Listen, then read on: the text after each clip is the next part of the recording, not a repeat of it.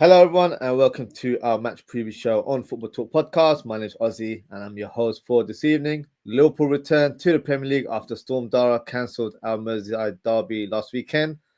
In match week 16, Liverpool will be facing a tricky opponent in Fulham this Saturday at Anfield. And speaking of Anfield, as you can see on the screen, I am joined by none other than Anfield Uncle Rods. Firstly, welcome to the show, Uncle Rods. How you doing? Yeah, pleasure to be here, my friend. I'm good. Pleasure to be here. Yeah, let's talk. Let's talk about our beloved team. Yeah, pleasure to be here. Let's talk football. Yeah, so Uncle Ross came on the channel last week in our match week 14 review show, I think it was. Match week 15 and 14 seemed like a bit of a blur because it happened so quickly in 1 week. But you came on during the calling show, so big up for yourself for doing that. And we were supposed to have I'll say a quick conversation, ended up being like an hour, which was obviously I don't mind because when it comes to football, I can talk all day, so there's no problem at all. So I thought it was only right to get you on the show officially, and then we can discuss an upcoming fixture in the Premier League. So before we speak about Liverpool versus Fulham, I wanted to address a couple of things that have been rumbling in the rumor mill, and that's the contract extension talks with regards to Mohamed Salah, Trent Alexander-Arnold, and Virgil van Dijk. Right now, it feels like never ending. The last that I heard, the word on the street was that all three players have been offered contracts. Like, it's on the table.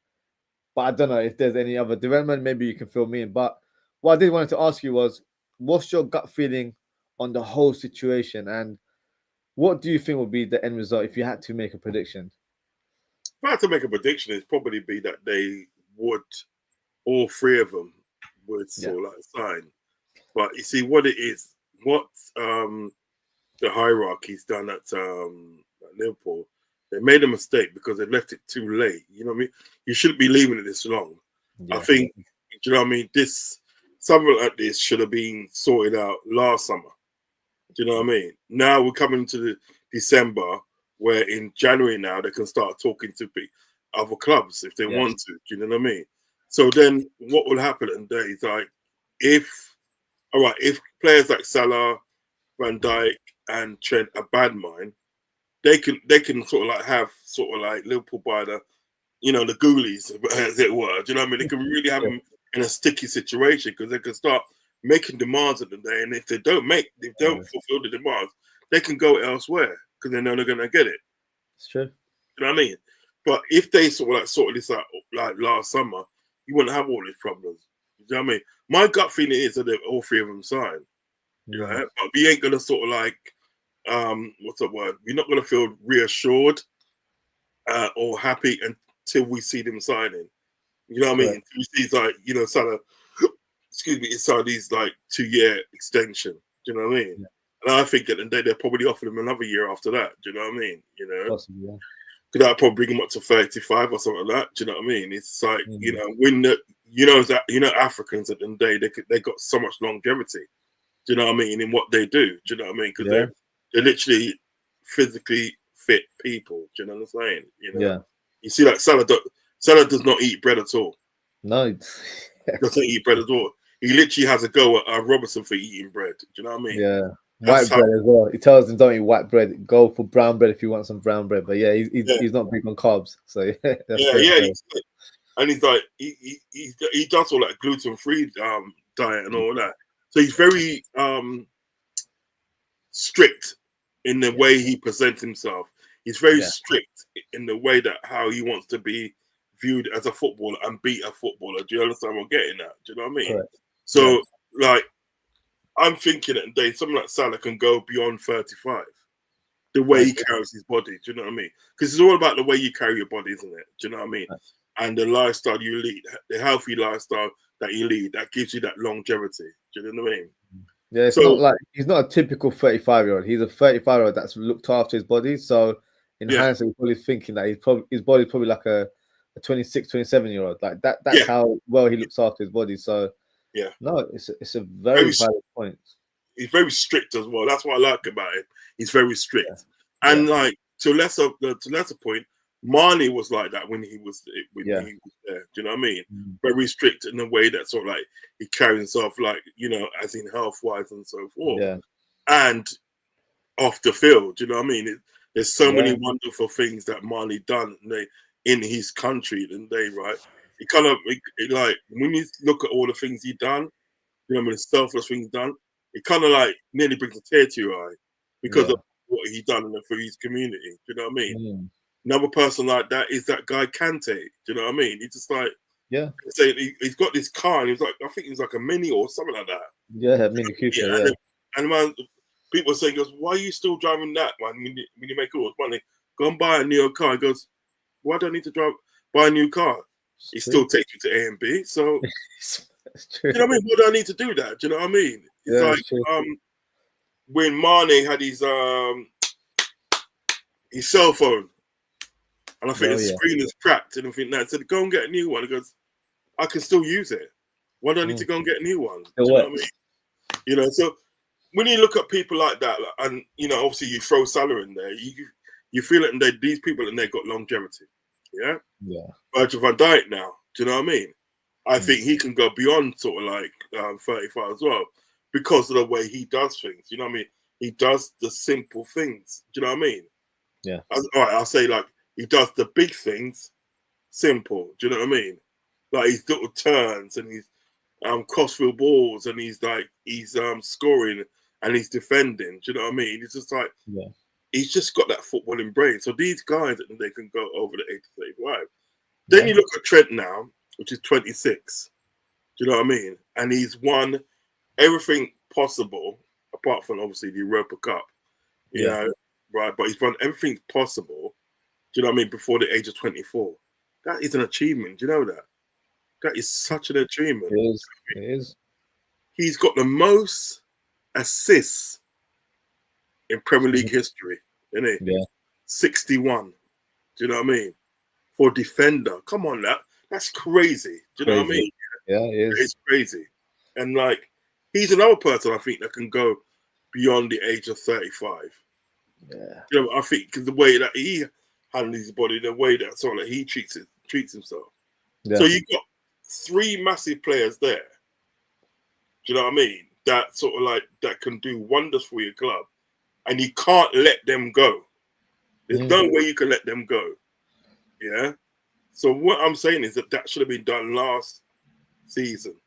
Yeah. Last season. But what I'm hearing is I'm hearing as much as what you're hearing. Do you know what I mean? Like the news coming out of sort of like Liverpool's been a bit hush hush. You know what I mean? Now I've get to understand that they sort of like they've been offered a contract and they're in negotiations. That's what I've been led to believe. They're in negotiations. So we have to see how it is. But like, as long as Trent hasn't signed that deal, it's always gonna be a situation today that sort of like they're gonna link him with Real Madrid, flirt with Real Madrid. All these stories gonna come up with Real Madrid. He's going for Real Madrid. He's agreed with Real Madrid and this and that and everything that. Do you know what I mean? So we just have to wait and see. But as far as I know, they're supposed to be in negotiations. Do you know what I mean? Because people got to realize, right? If Trent goes to Real Madrid, he won't be a legend like he is at Liverpool. I'm sorry. He's one of many there. Right. That's what it's going to be. He's been one of many. Do you know what I mean? I reckon at the end of the day, right? I'm not being funny. I reckon that he will end up regretting going to Real Madrid. Look what happened to Coutinho when he went to Barcelona. It didn't work out the way he thought it was in his head. So, you know, there's no guarantee when you go to his big clubs that things will change or things will happen. So he, you know, these players, especially Trent, he's at an age where, like you said, he's 25. He's at a very good age where I agree with you. I don't think he's hit his levels. I feel like there's more levels to come from Trent. Honestly, I really do. From a defensive point of view or from an attacking point of view, whatever you envision it, I feel like he's got more to give. So I feel like this is just the start for Trent. And because he's achieved so much so early in his career, I feel like people kind of disregard that, he came through the ranks, came in the first team at 18, 19 years old, and he's really flourished over the years. And just because, he's been pretty much a mainstay in our team, I feel like Liverpool fans take that for granted sometimes, that, he's expected to sign a contract extension because he's a scouser, he's come through the ranks and all that stuff. You still got to present the project to him. You still got to show a bit of ambition as a club. And if you're not showing that, he has every right to move on. At the end of the day, this is a job for him. Yeah. You know, it's not. Yes, it's his boyhood club. Don't get me wrong. We would love to all play for Liverpool, right? But he still has to think about his career. What's good for him? What's good for his family? And what's good for his long-term future? So the Trent one for me is. I feel like it's up in the end. I feel like the more that time goes on, us Liverpool fans are going to feel more nervous and more kind of nervy about the whole situation because January is literally around the corner. Yeah, literally. That is the time where he can negotiate with clubs outside of England. And the club that he's always linked to is Real Madrid. So that means that the door has been open for them to have open dialogue now. It doesn't have to come through the clubs. He can be contacted directly and then they can have discussions for whatever they want to do. So it is an alarming one. Now, in terms of what you mentioned about Mohamed Salah, it's a very good point because he is not a typical 32, 33-year-old. Because he's looked after his body so well, he's playing like he's in his mid-20s. So he's got years to go. And generally, when we used to watch football back in the day, wingers don't really have a lot of longevity in their game because they start their career, very quick and all that sort of stuff, but they never looked after their bodies. Especially in the Premier League, we had that English culture where you kind of do what you want off the scenes, and it wasn't really. You weren't professional. Like you'd probably have a drink before you even play a game. So you had that for breakfast. You know what I mean? So it wasn't really aligned with like being professional or anything like that. And then with sports science coming into the game a bit more, it's more everything's a bit more strategic in terms of what you do day in day out. So I think one part that plays for players like Salah, players like Mane, and players like Kante that you mentioned earlier on is religion because they're all Muslim. So for them, they've grown up in cultures where they're disciplined. Like for example, I'm Muslim as well. So when I do Ramadan and I'm doing fasting, people are like, how on earth are you fasting? Like you can't have water, you can't have it. It comes from discipline. So when you have that embodied in you, you are able to eliminate things that would be regarded as distractions in your life. Yes. And then you can concentrate on what's important. And for them, it's football. That is their love and passion. So I feel like this is very important figures to have within your squad because you have youngsters coming through that will learn off players like that. And they will really grasp it and think, you know what? I want to be like him. I want to be professional and dedicated, and I can be successful like him. So from FSG's point of view, they need to look at the bigger picture. It's not just looking at their age and think, oh, he's too old now. We've got to sell him on. What does he bring to the table? Van Dijk, Trent, Mohamed Salah are still elite players in their position. They are all elite.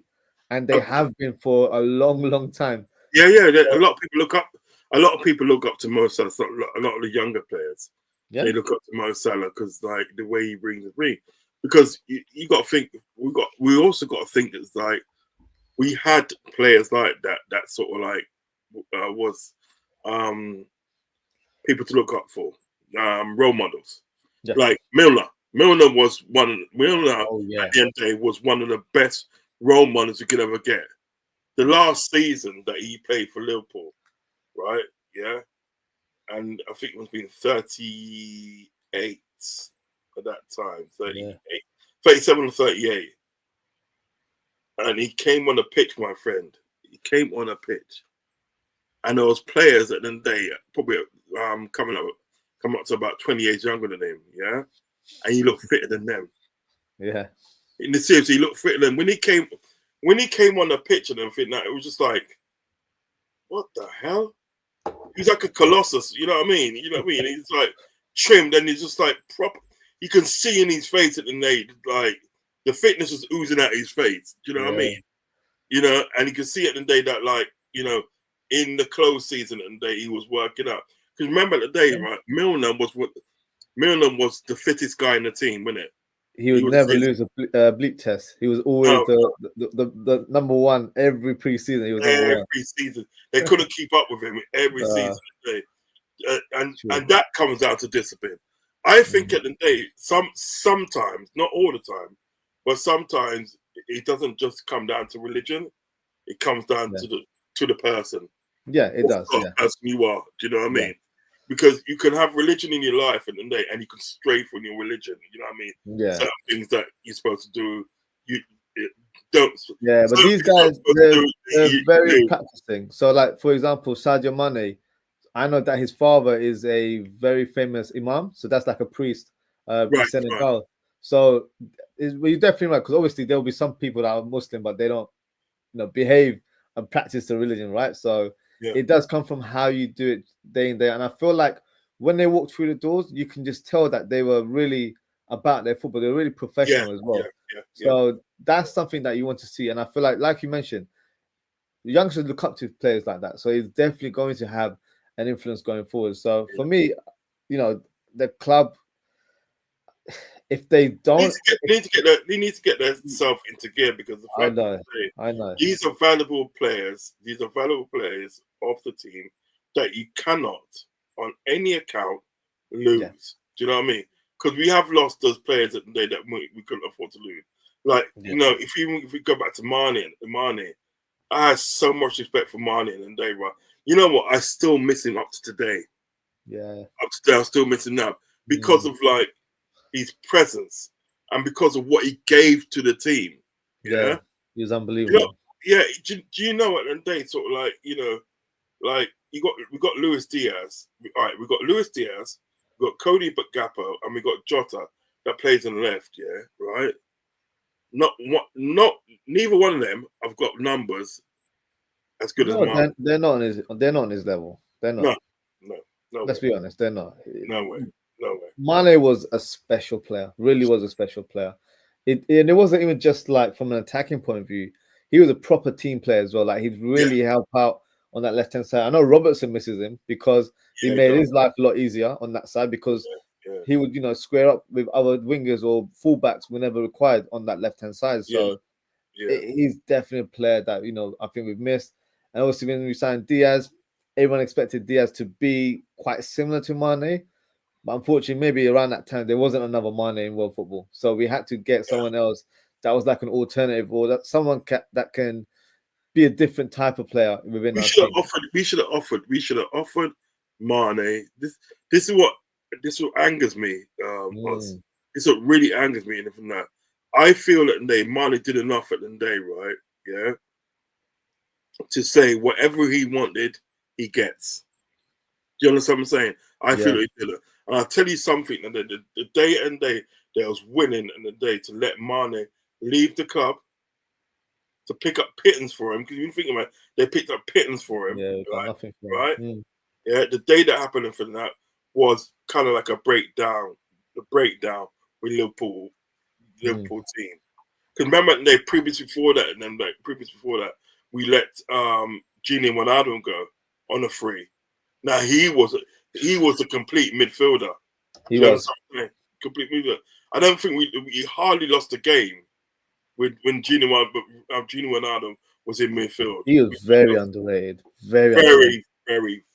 I feel like people realize it now, but at the time they were like, "Oh, maybe we'll just get someone better." Oh, we had Naby Keita at the time. Like it wasn't the case. So it's still, I feel like Liverpool have made mistakes in the past, especially with these players that you mentioned, because they were so valuable in our squad. Yeah. But we let them go on a free, we let them go for peanuts, and it's just, I don't feel like we treat them with the respect that they deserved as well. So, FSG do FSG things. Hopefully, things will change. But like you said, Uncle Roz, we'll find out in the course of the next few weeks, because right now it's very hard to predict, because we have new stories every single day, and you don't know what to believe. That's the truth of it. So just going to go through some of the comments here, and then we'll move on to the next part. So Football with N says, bless up to you both. Big up, N, as always. Appreciate your comment. Appreciate you tuning in. Steve, big up. Steve, he says, let's go, champs. Let's go indeed, Steve. Big up. And Steve says, Ozzie has Uncle Roz in the house. Of course. Uncle Roz is a big friend to the channel. So, yeah, of course. Yeah. And then Steve says, Ozzie paying Uncle Roz with a KFC family bucket to come on the show. No. This is like a brother to me right now, man. We don't have to bribe anyone to come on the show. You know what I mean? Steve is spreading propaganda, man. Stop that, Steve. Steve says Van Dijk, Salah to stay. Trent only stays if FSG bringing quality players. Over to you, FSG. That's a fair point, Steve. Because I can see that. It's a fair point, because we spoke about this in our last show as well, where ambition is the key. Where if the club show ambition with the type of signings that Trent believes will take the club to the next level, he will stay. So I think Arne Slot is helping in terms of the way we're playing and the way we're winning games right now. But I feel like he wants to see a bit more. Can we get that next player to really uplift the team and go for big honors year in, year out? It's not good to just do it one season and then fall apart next year, because that could happen if we don't extend these contracts. And that might sound very dramatic, but I actually believe that's the case. So, you got to say how it is sometimes. Next comment here from Steve. He says, Trent signs his new deal 24 hours after FSG signed Hato Zubimendi in January over to cheap FSG. Yeah, me and Steve have been on the Hato train for quite a while. That's a player I really like, Uncle Roz. Who's he playing for? He plays for Ajax. So he's 18, 19 years old. He's their captain. He's a left back, can play centre back as well. He's quick, pacey, he's got a shot on him. He's technical. So check him out, man. He's a player I've highlighted for about a year now. Is he actually Dutch? Is he Dutch? Yeah, he's Dutch as well. So cool. He's the next one through like the Ajax ranks. And I feel like he's the next big thing coming out of that country, man. So do you know what I like that Dutch midfielder that plays for AC Milan. Is it Reinders? Reinders, he's a baller, He's big. He's a baller. I was impressed with him in the Euros, but then I think they love him there in AC Milan. He's a baller. We're linked with him, but we're linked with everyone, so you never know what's true when it comes to these transfer rumors. Just imagine this, Picture this: Ryan Gravenberch, Reinders in midfield, double pivot, right? Yeah. And then you got sort of like McAllister playing a 10. Yeah. That is swatch, man. Reinders can even play further up. So it could be McAllister, Gravenberch, and Reinders in like a free role. Because Reinders is very technical. Like, he's got a great engine on him, but he's box to box, can score and do the defensive work as well. He's the one. I know Slot likes him. Likes him. Yeah, Slot is an admirer of him still. Yeah. Do you know what I mean? He's a heavy admirer of him. So hopefully, you never know what's possible in summer. Yeah, you never know. Hopefully the rumors are true, because we have been linked to him recently. So the player that I'm going to try and talk about in my next transfer talk show. But I feel like right now it's a dream to see that kind of player come through. But like I said, Uncle Rose, next summer, you never know. It could be the time for us to sign a player like that. Steve's next comment is, FSG propaganda machine has told their journalists on their payroll to start Zubimendi rumors to join LFC next one. I'm getting bored of those Zubimendi rumors, if I'm being honest with you. And he's also said sticking point is FSG want a payment structure on Zubimendi fee, cheap FSG. Well, the thing is, he's got a release clause, so why are they agreeing a payment structure? That makes no sense. But what he says about these NFC propagandists, and I think that he has got a valid point. He does. He does have a valid point, because you see them come out, each and every time when it's a transfer or whatever. Do you know what I mean? They always pop their head out. And like, I saw something today on like YouTube with Paul Machin. Today, right? He literally works for NFC TV. He literally works for them. Yeah. You know what I mean? So any kind of like spin that NFC at the day they're gonna go to him, people like him, and people from the Anthem rap and say, put this out there. Because remember at the day, when sort of like when we were supposed to be getting taken on by the Saudis, remember the Saudi interest sort of like, reared his head again. He was one of the main catalysts at the day that was pushing back on the Saudi, like being Saudi owned. He said at the day, sort of like, he doesn't want to be state owned and this and that, right? Yeah. He even had a backwards and forwards at the day with Hussein, Hussein, innit, right? He even had a backwards and forwards with him on a space. And personally, I think that Hussein could have done a bit more better. There's a lot of things that Hussein could have said at the day that could have caught him out, but he never said it. But anyway, that doesn't matter. But them man, they like Paul Machin and Chris, whatever his name is, because I think he to me is a bit of a dork, to be honest, right? Them people there, right? Yeah, they have got sort of like LFC, the people at FSG and all that sort of. They've got their backs. They literally got their backs. because they get sort of like the interviews with like Jamie Carragher and this person and that person. They get to do that. They get to sit in on sort of like, you know, press conferences, and you know what I mean. They get to go on tour with him when they go to America pre-season, this and that. So they tell them to push out this propaganda to say like, yeah, we're doing this and we're doing that, when they very well won't know that they ain't doing it. Because you check it now, every single since the transfer window closed, there hasn't been one day in the day, where they haven't pushed out, people haven't pushed out in the day that, Liverpool gonna buy this person, Liverpool gonna buy that person. Do you know what I mean? And this person, that person, and think that. And I think, so, well, for one a day, the transfer window's closed, so they can't buy anybody.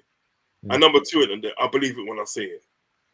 Do you know what I mean? You know, and that's why I'm at today with even with this ZWRLD thing, because why are they definitely gonna go for him now in January, and probably more like get him. If you listen to these propagandas and they're gonna go and get him in January, right?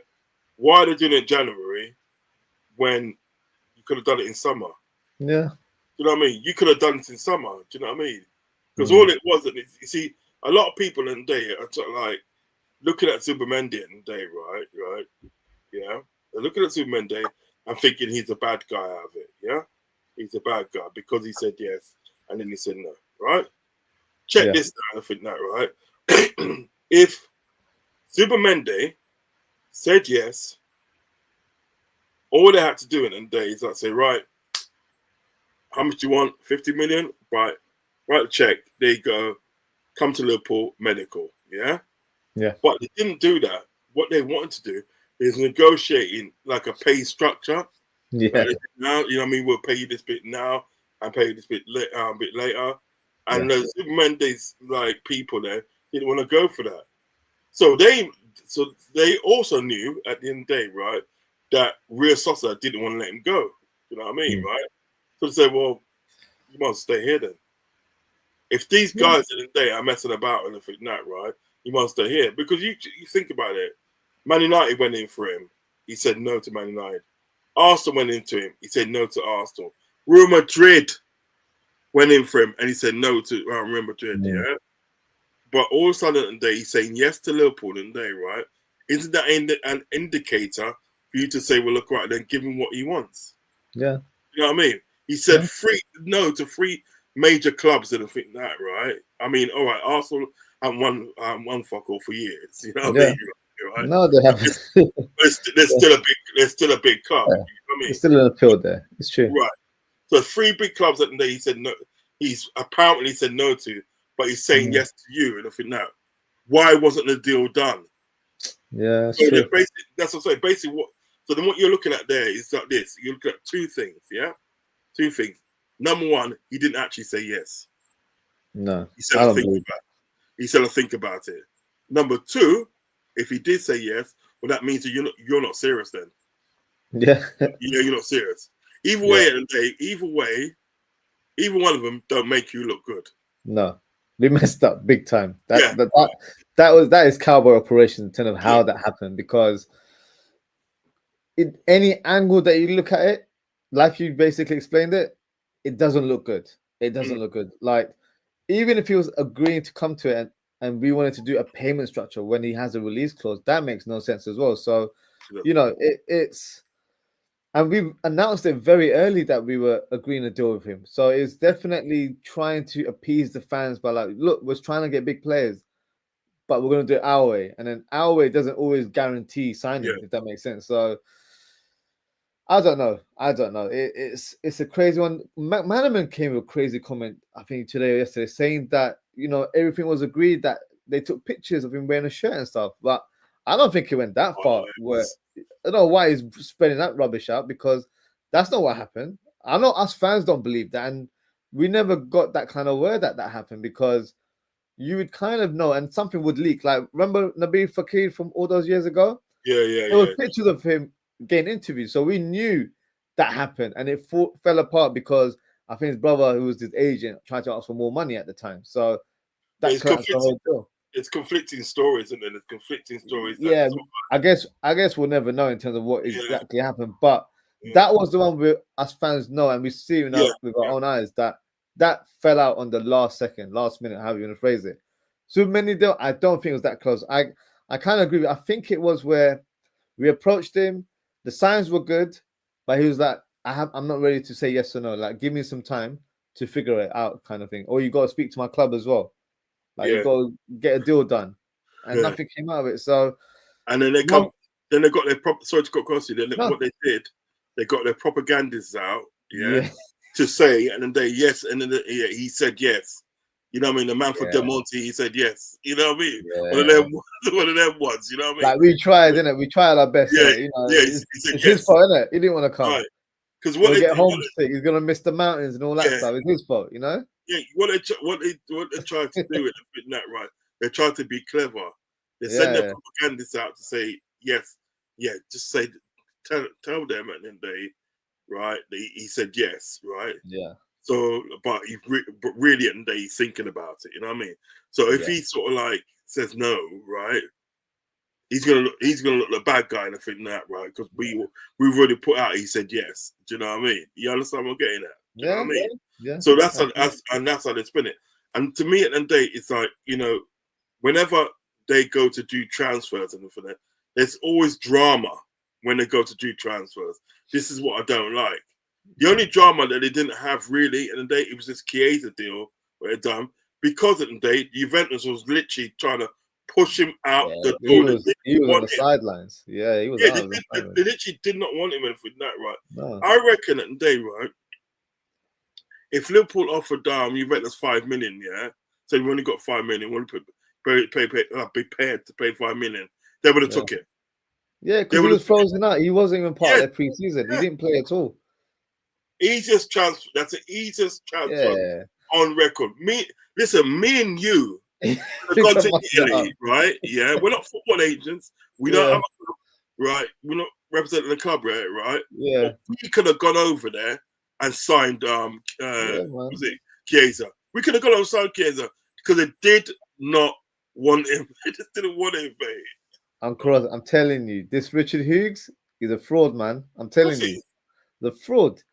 I'm telling people that. If people don't believe that, you know, everyone's entitled to their opinion, but he's a fraud in my eyes. Like, for that Zubimendi deal, I feel like he jumped the gun because he must have thought, you know what, I got the man that Arne Slot wanted, but then boom, it just fell apart.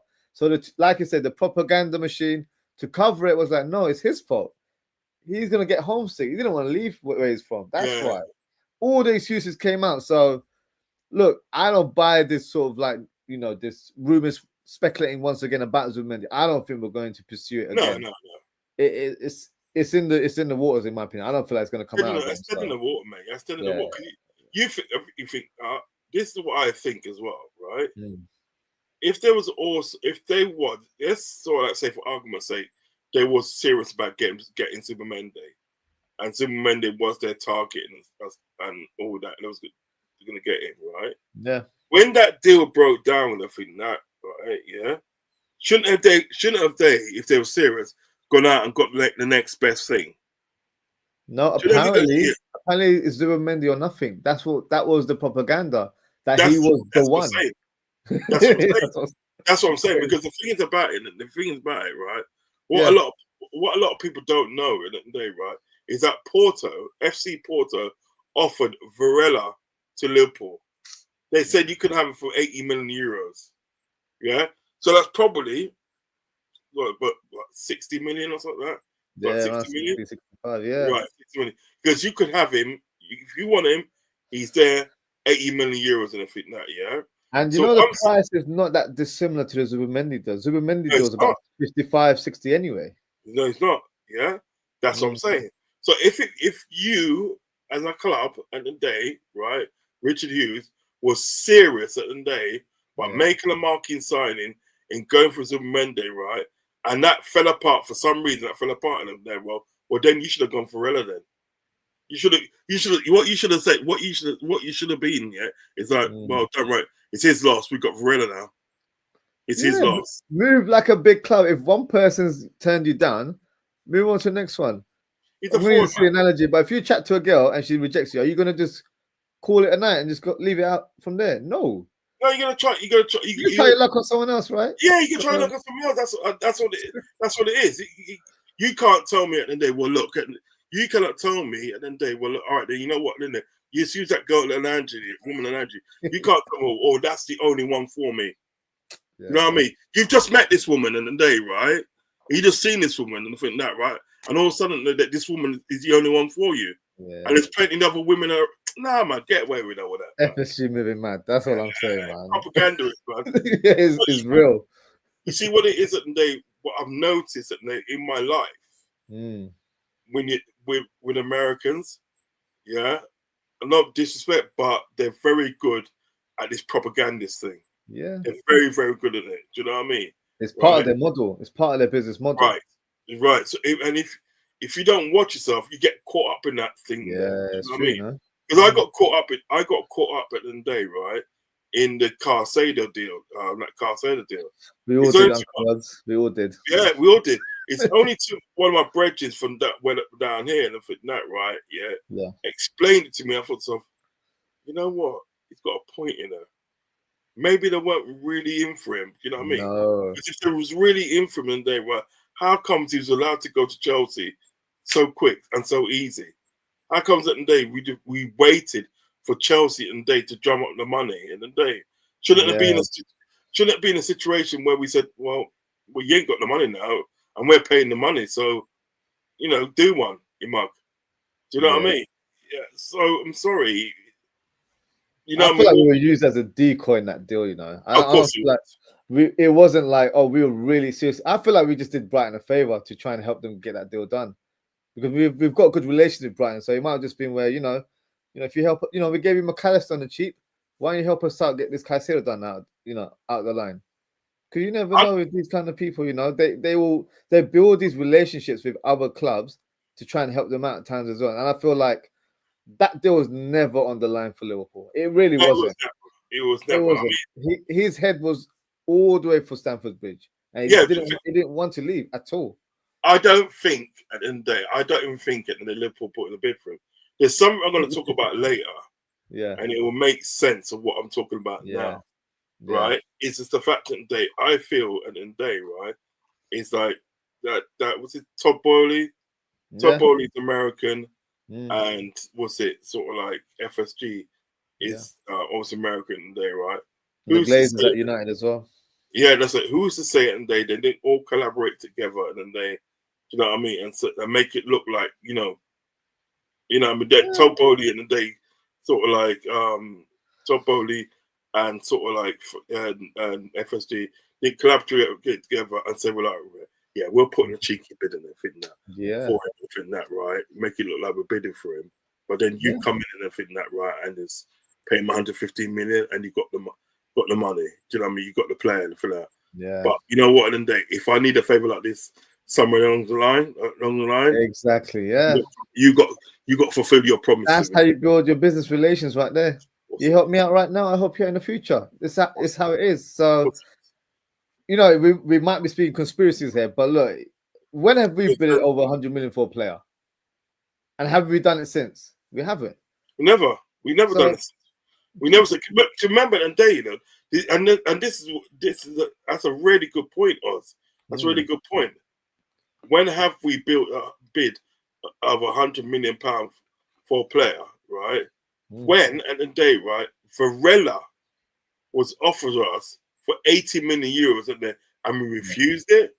Bellingham as well, and they would have cost us probably about 80 million in a day. We didn't do it, thus making Klopp leave at the day, because Klopp was thinking, well, you made me look a jackass too many times. I'm gone. Do you know what I mean? Because remember the day they was hyping him up, saying, "Yeah, man, go and do your thing and everything that. Try and get him at the club and everything that. Right? The money's here. You know what I mean? We'll back you on this. We'll really back you on this, right?"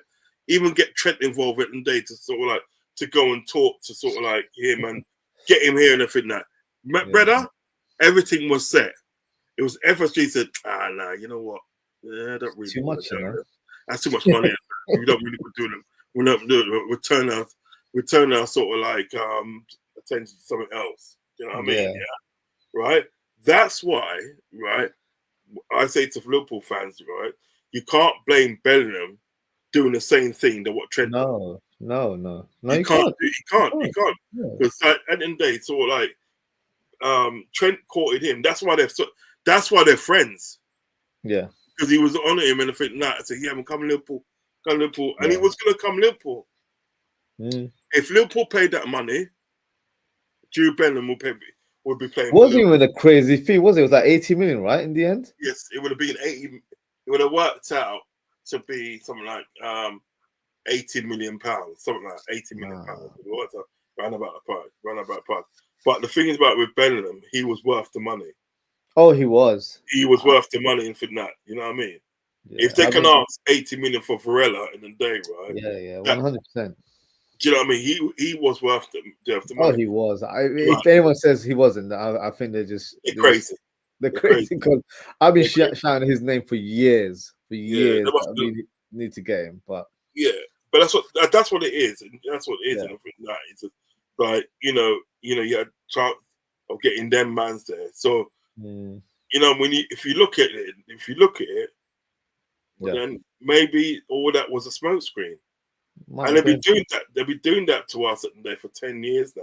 Yeah. Over 10 years, they've given smoke screens after smoke screens when it comes to transfers. You know what I mean? Yeah. We went out and bought a goalkeeper today, spent 30 million on a goalkeeper that we didn't need. And we could have took that 30 million, put probably like another 10 million on top of that, and got ourselves a good midfielder. Yeah, get like an Edison. He was available for around that kind of price. Exactly. He's not available now, though. You won't get him now. His stock's risen up. You see how he played against Real Madrid? He looked good, you know. Jeez. Okay. FSG always doing crazy. Yeah. You know when people talk about Tottenham and they say Spurs is doing Spursy things, this is FSG doing FSG things. Yeah. Seriously. It's just I'm not surprised, man. And people might think, oh, you're being negative that you don't think we're going to sign anyone. But the thing is, I don't, because my track record is saying we're not going to get anyone. So look, if we get someone, I'll get you on the show on Carros again. We'll celebrate. You know, if we get Varela, them guys in, we'll do another show, isn't it? But yeah, we'll see what happens. I'd love to be proven wrong in these kind of situations, but yeah, you do, don't you? You do, but you do. I mean, to be honest, at the day, right? I always think as well. You know what I mean? That they can make signings and everything that, right? But is it the proper signing? Do you know what I mean? Yeah. You know timing what I mean? as well. Is it the right timing at the time? Because we might have been after a player that should have been recruited 2 years ago. Is it too little, too late, sort of thing? Because we always delay our signings as well, in my opinion. So let's see how it goes with FSG. Just got a few more comments here. Dad says big up Uncle Roz, and Ozzie, big up yourself, Dad. As always, appreciate you tuning in.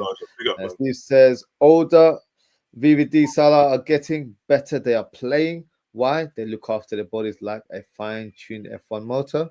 Complete facts right there. Facts. Abdul Rahim says, hi, Ozzie, Uncle Roz and chat. Assalamu alaikum. How are you all doing?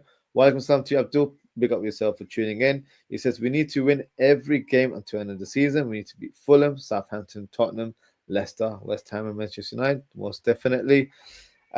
Steve says, cheap FSG are about to invest 4 billion in the PGA franchise in Saudi. Wow.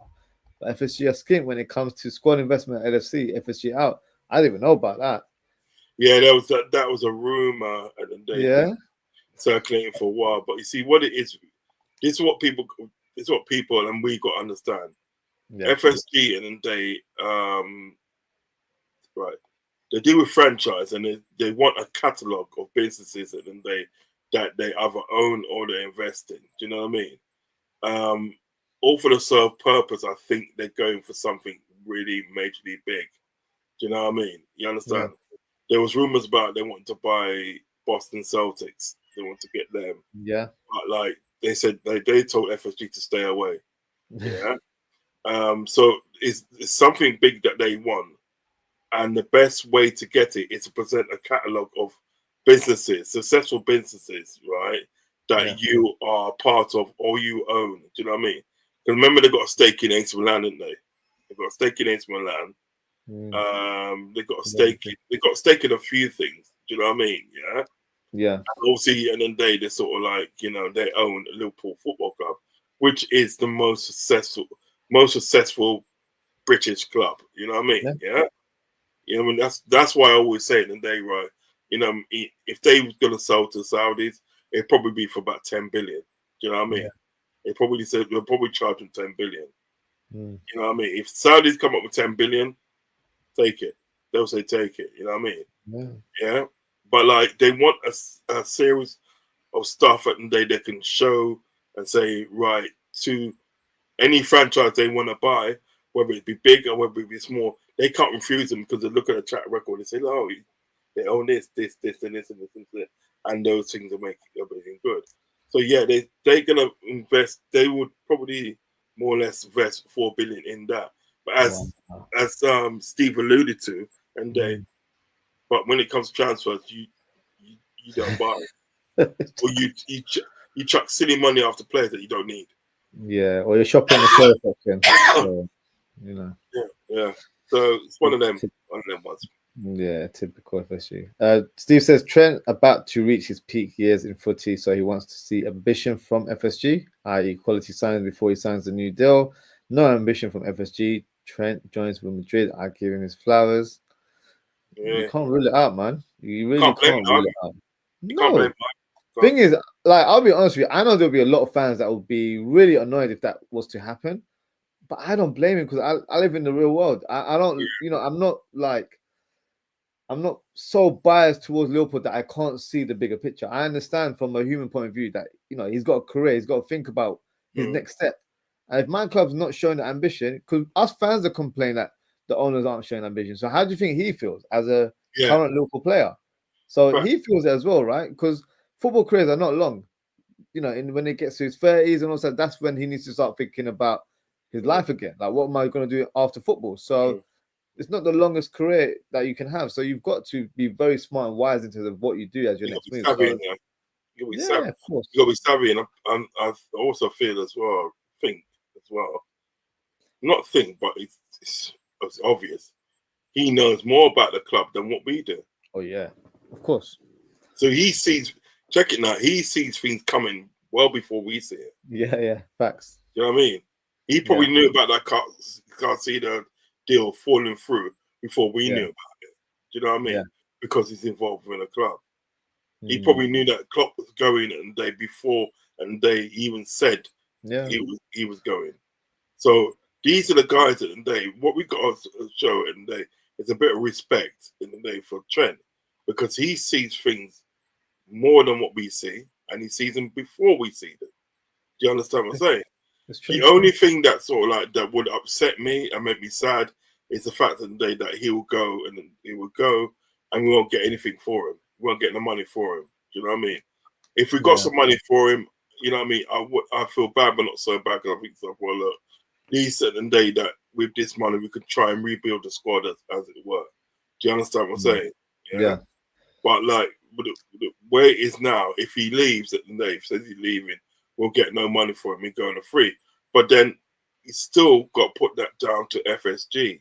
Of course. He's still got to put down to them and people surrounded with FSG, because they should have signed him up. Not last summer, but the summer before they should have signed him up. Definitely. When you got players like that are so influential on your team, you move heaven and earth to have that player sign a contract at State Club. Yeah. So you should have done that long time ago. You shouldn't be pussyfooting around now, trying to offer him a deal at the day that's going to suit him at the day, right? Yeah. Now, when January's around the freaking corner, do you know what I mean? It just makes no sense how they do these contracts and how they do these transfers. It makes no sense to me. Seriously. No. Thing is, Trent is the face of the club as well. Obviously, being a local boy and stuff. So when you are the face and you have a connection with the people from Liverpool, obviously we're probably not from Liverpool, we're from wherever we are in the UK, but he has a connection with the people there, and obviously coming through the ranks as well. You've got to really, you know, look after players like that in your squad, because it's not just another player; it's a player that is the symbol of Liverpool Football Club as well at the same time. So we'll see what happens. But we'll see. It's crazy. Abdul says, "Hey everyone, I need your opponent. I think it means opinion. We need FSG to sign a few more players in January 2025. We need ambitious owners. We need a left-sided centre back, a DM, and a ruthless number 9. Darwin Núñez is not good enough. You never walk alone. Thanks." So we'll touch on the transfer very shortly, Abdul, and then we'll give you our opinions as well. And Abdul says, "I want EPL and UCL this season." Yep, I think we're doing great in those two competitions. Hopefully that will come to Liverpool by the end of the season. And Abdul says, "Please do a pre-match analysis lineup for Liverpool. How we will our opponent lineup, how will Fulham lineup, and will they set up against LFC?" We're doing that very shortly. Abdul, so yeah, stay tuned. And Steve says, at Abdul, 100%, we need some quality players next month to win the title and Champions League. We've all been saying that, but will it happen? You know, it's down to FSG because we know what we need. Arne Slot knows what players he needs, but he's not the one with the wallet. They have to take it out and then spend the money on the players that we need. So we'll see. Steve's gone with his 11. He's gone for Becca, Gomez, Van Dijk, Robbo, Ryan, Mac, Dom, Mo, Diaz, and Gakpo. So big up yourself for your lineup there. Me and Uncle Rose will share our lineup shortly on the show as well. Abdul says there are a few pieces of the jigsaw needed, holes and also areas to strengthen the squad to challenge for trophies like EPL and UCL. We still have error, mistakes, injuries in our squad. I definitely feel like we've got, I feel like we've got good players within the squad, but I do feel like, if one or two are out in certain positions, the dip in quality will dip quite a lot, in my opinion. Like you can tell that there's a good drop in level, especially if you've got a few midfielders out in the center of the park. If we have to go down towards the likes of Morton. That's not me being disrespectful. It's just that there is a big quality drop with those players. So I feel like another midfielder will just solidify our strength and depth in that department. But let's see what happens. Steve says FSG give Arne, i.e. centre back, left back, number 6 striker. We win the quad over cheap FSG. Steve says Joel Hatter can play left side centre back, left back, next future star in the making. Add another Dutch player to our squad. I mentioned it to Uncle Roz earlier on, so yeah, Steve's aligns with me on that one as well. He knows about. I'm gonna do more research on him still. Yeah, man, he's a baller, and we've got Hendo there as well, so maybe he'll put in a good word for us, to try and get the boy back to Liverpool. Yeah, about that. You know what I mean? So we got to use your sources to get these players over the line. So yeah. Hopefully, he'll give us a hand there.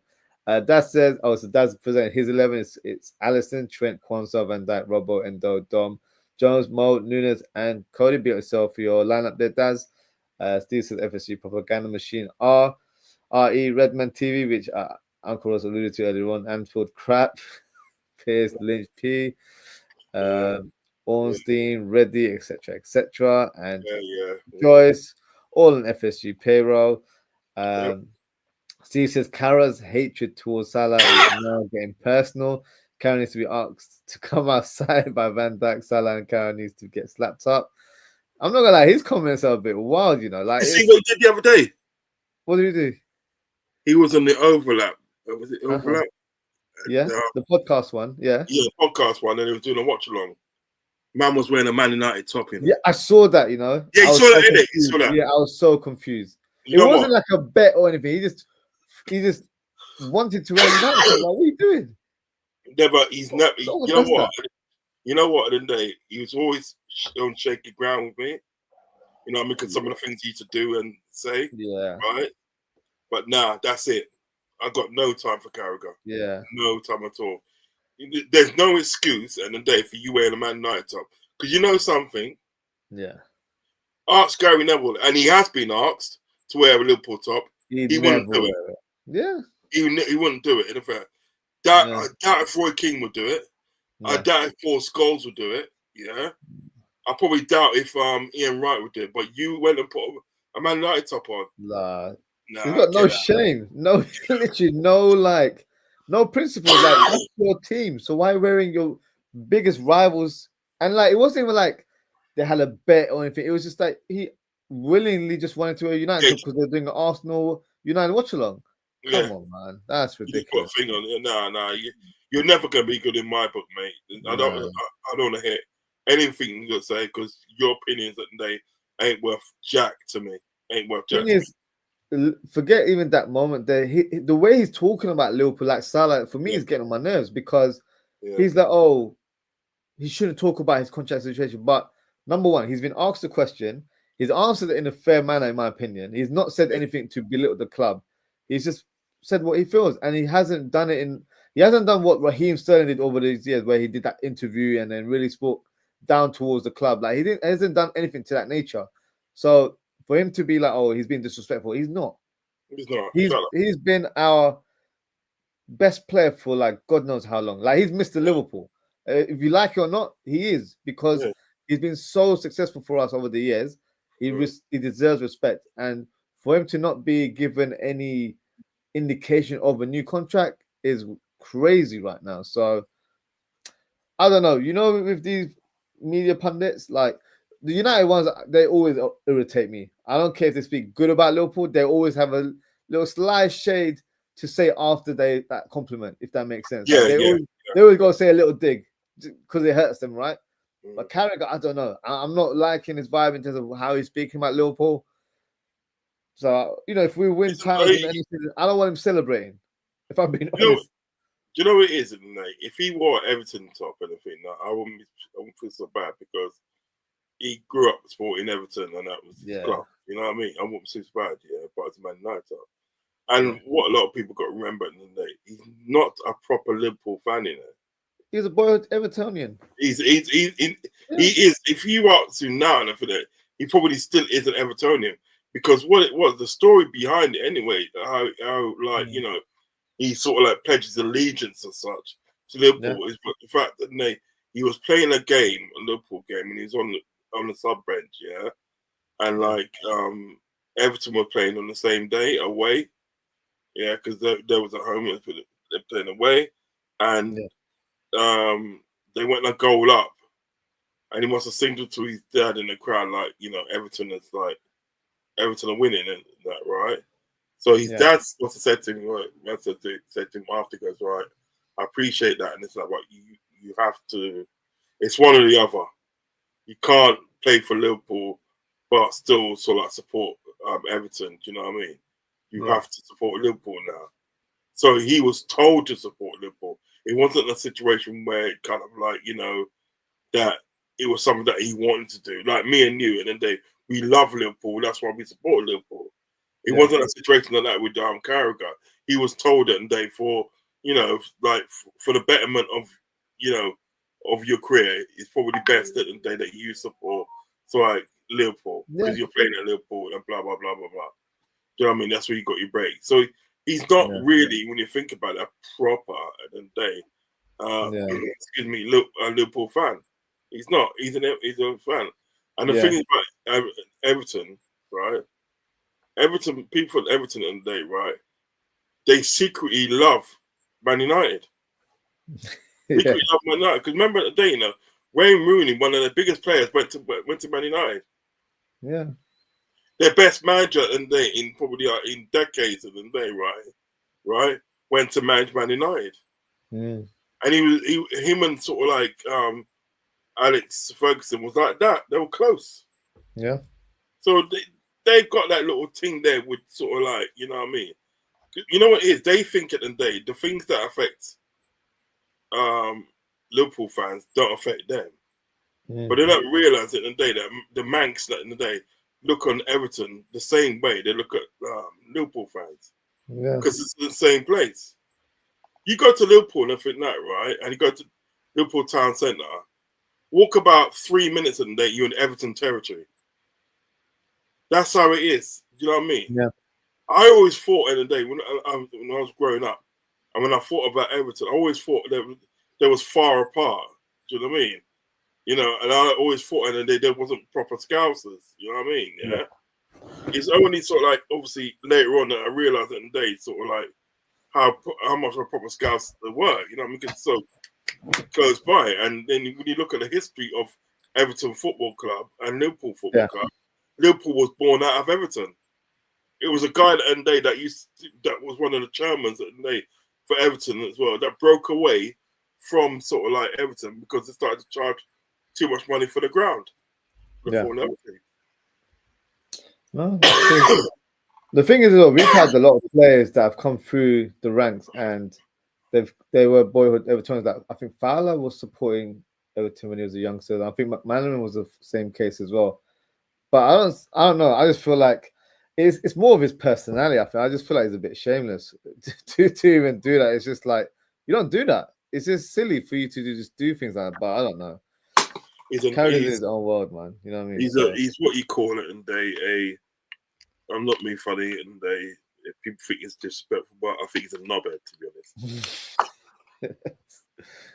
But we move. Yeah, we move.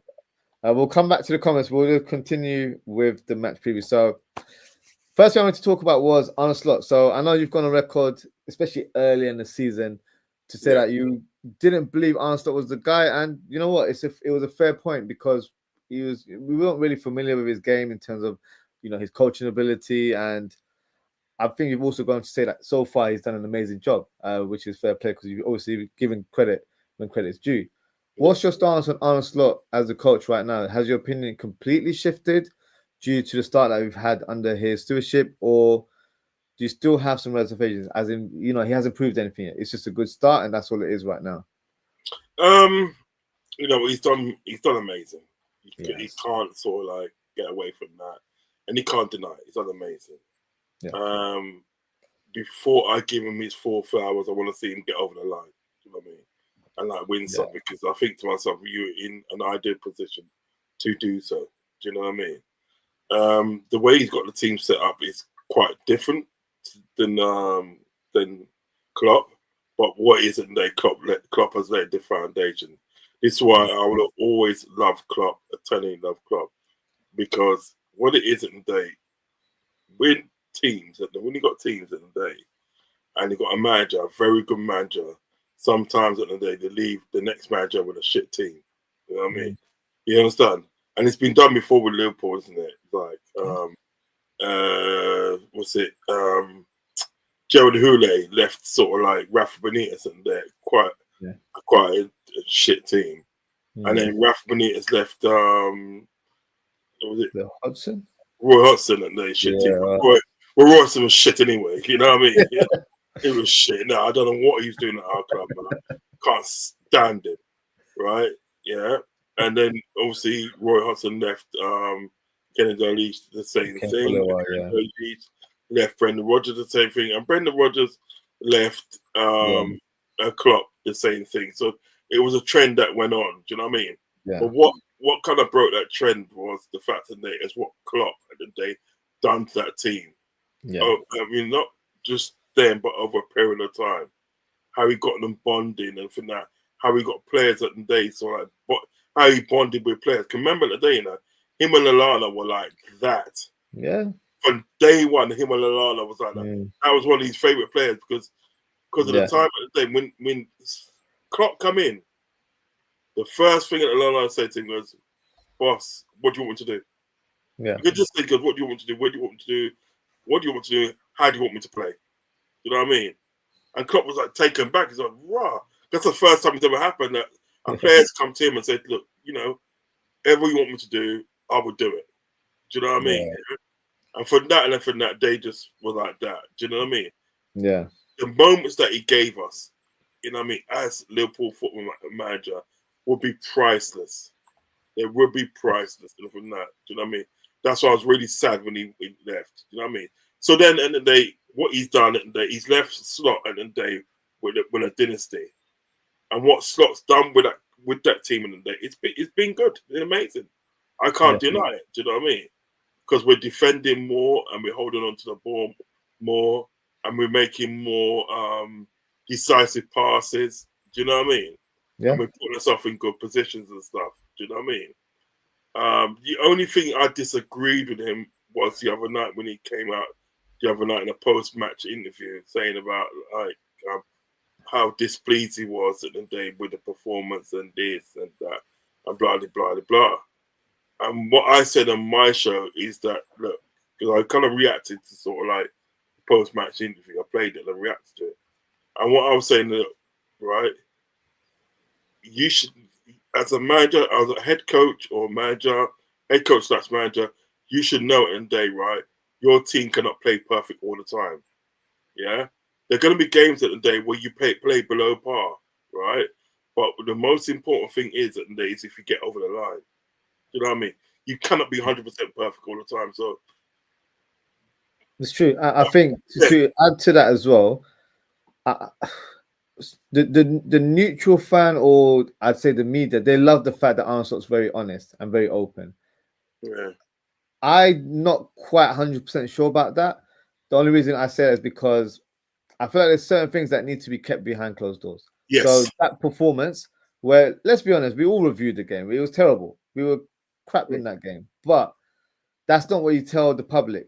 You've got to say, we didn't have a great game, but we did well. We got the points. That's the most important thing. You got to play the game, right? You know what to say to the media. There's no need to be so open, in my opinion. And some players might take that the wrong way, because if you've gone open, you might not have singled out anyone and say, "Oh, he was terrible," or "He was pants." You didn't really say that, but it still gives that energy that you weren't completely happy with what happened. And I feel like when you communicate that to the public, it rubs it off a little bit, where you're like, do you know what? Maybe he's not rating what we're doing right now. And then players start thinking twice in terms of what they need to do in that next game to get his validation as well. And that's not how it works, in my opinion. But it lowers morale, doesn't it? It lowers the morale. It does. Of course it does. Even if it's a tiny bit, unfortunately, that tiny bit can have a big impact in our next game. So yeah. I just think at the day, sort of like, I mean, all right, I'm going to put my cards on the table, I was at work. Yeah, I was at work. So I came back and watched a replay on sort of like Liverpool TV. Yeah, come and watch it from there, right? But before then, I was watching certain people's content or what they was doing after the game, like the match reaction and that, right? And a lot of them they had negative things to say about the game. Now, if I listen to them, I want to watch the game back. You know what I mean? Yeah. But when I actually watched the game, I actually didn't think it was that bad. No, it just wasn't champagne football that people are expecting nowadays. Yeah, you know what I thought it was? I just thought at the end of the day it was an average performance. It was a professional performance. That's what I call it on my show. Right? Yeah. Because what you got to remember is at the day, right? Remember, right? For how awful we played, remember we kept a clean sheet. Yeah. Do you know what I mean? So we got in a while as well. Exactly, and we got away. Yeah. So we have got to be doing something right. You know what it is? When you play a game against Real Madrid and you treat Real Madrid how we treated them at the end of the day, right? Like in the last game, people are expecting more and better. Yeah, you know what I mean? Expectations have gone higher now. Right, exactly. But when you do like a professional performance, you go there, don't take no chances. Yeah, you get the 3 points. The goalkeeper gets a bit of work. Do you know what I mean, right? All of a sudden that day, you've gone from being amazing to being below average. Yeah, you know what I mean? Because they haven't seen what you've done with Real Madrid. Do you know what I mean? And I think that's dangerous to sort of have it that way. And I think, as you said as well, the manager should have the head coach should have come out and said, put a more positive spin on it. Said, look, we wasn't at our best, but you know what? Then we got our 3 points. There are certain aspects of the day that I want to look at in the day when we go in training and that. Yeah. But on the whole, listen, we got the 3 points. What more can I say? Do you know what I mean? Not with a lot of stuff that he was saying and trying to give Girona respect. Give me 2 minutes. I'll come back. 2 minutes. 2 minutes. Yeah, no worries. We'll go through some of the comments whilst you do that. No problem.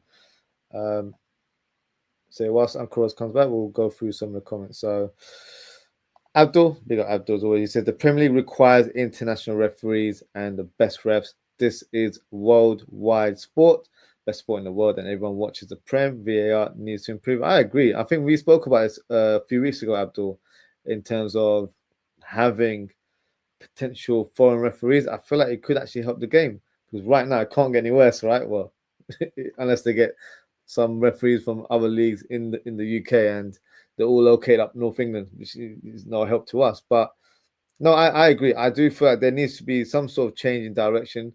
And why not test out? The Premier League is full of world-class talent from all over the world. So why can't we attract the best referees in world football either. So definitely something I feel like they need to look into to try and improve the game, because right now it's in a terrible state. David Coote obviously got sacked the other day, which, you know, thoroughly deserved, and I'll be quite blunt about that. But that also is a dark cloud on PGMOL, because if other referees come out and release stupid videos like that, it really tarnishes their name, but not even just their name, it's their credibility as a governing body in terms of referees and stuff. So for me, they really need to fix up and try and find a solution, because, you know, if this continues to happen in the years to come, it would definitely discredit the league, and then the league won't be regarded as the best league in the world, because fans will not be wanting to watch the games anymore. And, you know, obviously you wouldn't want that to happen, but it could be a reality. So something needs to change, that's for sure. And then Abdul says, we require ambitious owners, FSG out. Armstrong is crying for few signings and kick on to win trophies. He did kind of touch upon that in his last press conference about potential signings. Hopefully something happens. But we're leaving hope right now when it comes under FSG, because we just don't know what's going to happen. And Abdul says, Chelsea, Arsenal, and Man City are breathing on our neck. Come on, FSG, buy some players and be serious to win. Totally agree with you there. Steve says, Uncle Ross spitting facts about Zubimendi joining LFC. Zubimendi said yes. FSG refused to pay the buyout clause. FSG wanted to make a payment structure. Then Zubimendi said no, he knew FSG was not serious. No, I definitely agree with that. I know we were getting like mixed indications, but the outright thing was he wanted to come. FSG wanted to negotiate a release clause, which is wild, and I've said it so many times, especially when it happened. I just couldn't believe that was the case. And when a club is nitpicking these kind of things, where you know there is a release clause, it should be paid outright. So Simple. It's simple as that. So, and then Antoine, he says, yes, lads, Rods, bro, hope all is good. You know, welcome on. Big up yourself, Antoine. Thank you for big up Antoine, your man. comment. Thank you for tuning in. So let's go back to our schedule. So Abdul asked us about transfers earlier on, so I thought, let me present the question to you, Uncle Ron. So now, as you all know, January window is looming, and, you know, we've got to discuss possibilities of Liverpool maybe making signs. And, you know, me and Uncle Ross have alluded to today that we don't believe that is going to be realistic. We don't see any signs coming, and we'd like to be proven wrong. But let's try and forecast the future for next summer. So let's say FSG have told Arne Slot, you can make 3 signings next summer. But at the same time, you need to sell 3 squad players in order to make that space. So my question for you, Uncle Roz, is who would be the players that you'd bring in, and who would you sell from the current squad? Right. So I'll go backwards, yeah? Yeah. I'll go with the players that I would sell in order to bring in the players that we need. Darwin Núñez, he goes, yeah, and it's not of the want of trying to be, you know, this player that everybody wants. I feel, and I spoke to many people about this. I feel that the league, you know, I spoke to Anton about this before, he's in the group, and I had a chat with Anton about this, and I just feel that the English game's not suited for him. Do you know what I mean? He's not suited to the English game. Some people are suited to it, some people are not. Do you know what I mean? Now he goes to Italy, Spain, or back to Portugal, or even Germany. He's cooking. He is cooking, because what will happen in the day, he'll get more time to do what he wants on the ball.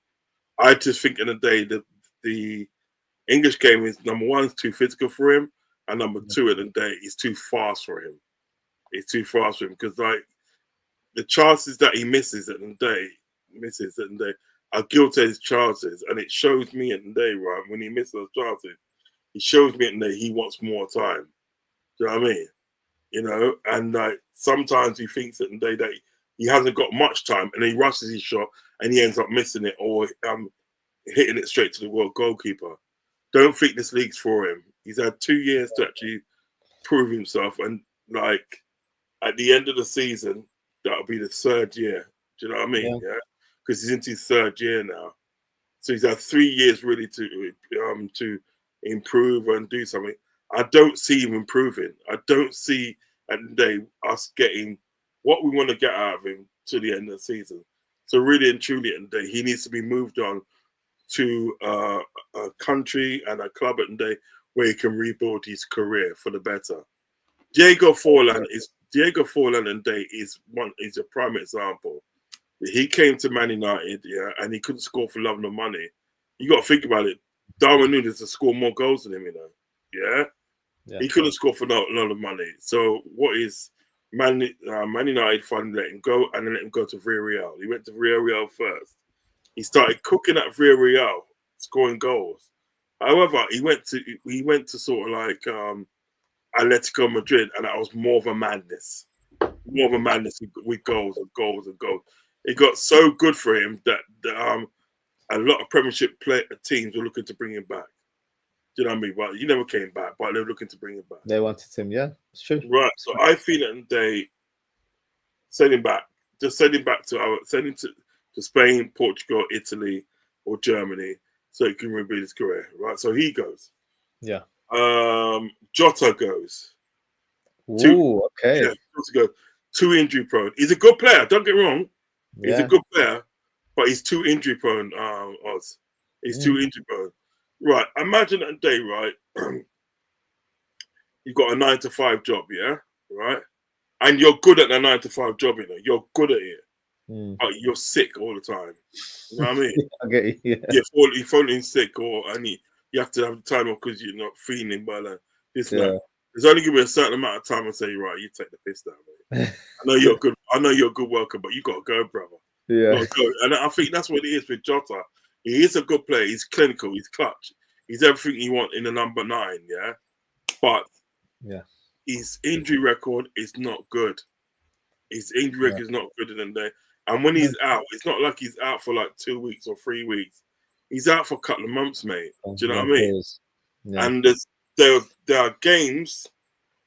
There are games at the day that you know, and I know, and probably he knows that if he's playing, he scores. Like Arsenal fans, Arsenal fans hate him. They hate Jota because he always scores against them. No matter what game it is, he scores against them. They hate him. Yeah. You know what I mean, right? But it's just his availability is not good. I'm sorry, it's not good. And and availability is the name of the game. I'm sorry. Do you know what I mean? Yeah, it is. It's true. Fair enough. And who's your first player? Yeah, Jota would go. Another one would be Endo. Yeah, Endo will go. Endo will go. Yeah, because he's not playing him, is he? He's not his cup of tea. No, he's not playing him. There's no point in keeping him. Do you know what I mean? Let him go. Free him. Do you know what I mean? And then that's what I'm saying. I will keep people like Robertson, but I will buy a left back. Okay. You know what I mean? So like he can learn off Robertson. I would even go for that youth from Ajax. Because I've heard good things about him. I'll go for that. You gotta check him out, Rod. He's good, man. I would definitely would. But like he can learn off Robertson. Yeah. You know what I mean? He can learn off Robertson. Also will be good for him. So I agree. I want to get rid of Robertson. I'll just buy another left back. You know what I mean? Still use it for his experience, and then get someone to be his understudy, and then hopefully he can be the guy afterwards in like a couple of years' time. So it makes sense. Big facts. The players that I will bring in. Oh, that's a hard one. No, it's not really a hard one. I'm bringing in that Cunha for Wolves. Do you know what? He's a baller, you know. Yeah, he's good, man. Cunha's bad. He's coming to my club. I don't give a shit. I'll even put him in a headlock and just drag him one day. You know what I mean? You know who he reminds me of? It's going to be a bit of a wild shout. He's got a touch of Firmino about him. I don't know what it is. Yes. Like he's a very silky player. And because before he came to Wolves, if you look at his career path, he wasn't very prolific. All right. Since playing in the Premier League, like he scored goals, but it wouldn't be like 20, like it'd be like 10 like all season. But I feel like he played in number 10 and played on the wing, so he would never really play his true position. Playing with a more advanced role up top, he just looks like a beast. The goals that he's been scoring this season. Yo, he scored 4 goals the other day, didn't he? In one game, blood. Yeah, 4 goals, blood. He's on one. I'm telling you. And He's the Brazilian goals, as well, isn't he? the quality of goals, Jeez. crazy. The thing is that he's Brazilian as well. He's Brazilian and that, so he is. Yeah, he's gonna fit right in. So he'll come in. Yeah. Yeah. Varela's coming in midfield. Yep. Yeah, he's coming in right midfield. My third pair will be like a left centre back, so take some of the pressure off a certain Virgil van Dijk. Inacio. No, I mean, them three players come in, but cooking blood. Yeah. And plus, you can have that other youth there for the Ajax on the left back. Stop it now! Come on now, man. You can't tell me if we brought in those players and that right, that we're not cooking next season. No, it improves us definitely because it's like you've not just gone for light flights. It's not like you saw 2 strikers, signed 2 strikers. You've signed players to make space and bring in the players that we need in terms of like we need a striker to obviously replace Jota and Nunes. You need a player where you got Varela. We need a destroyer, right? Let's be honest. Yeah.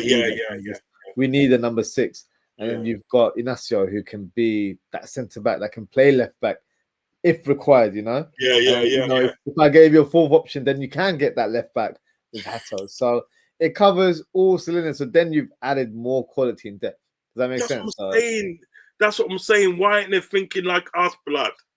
That's what I'm saying, because you think about it, right? Listen.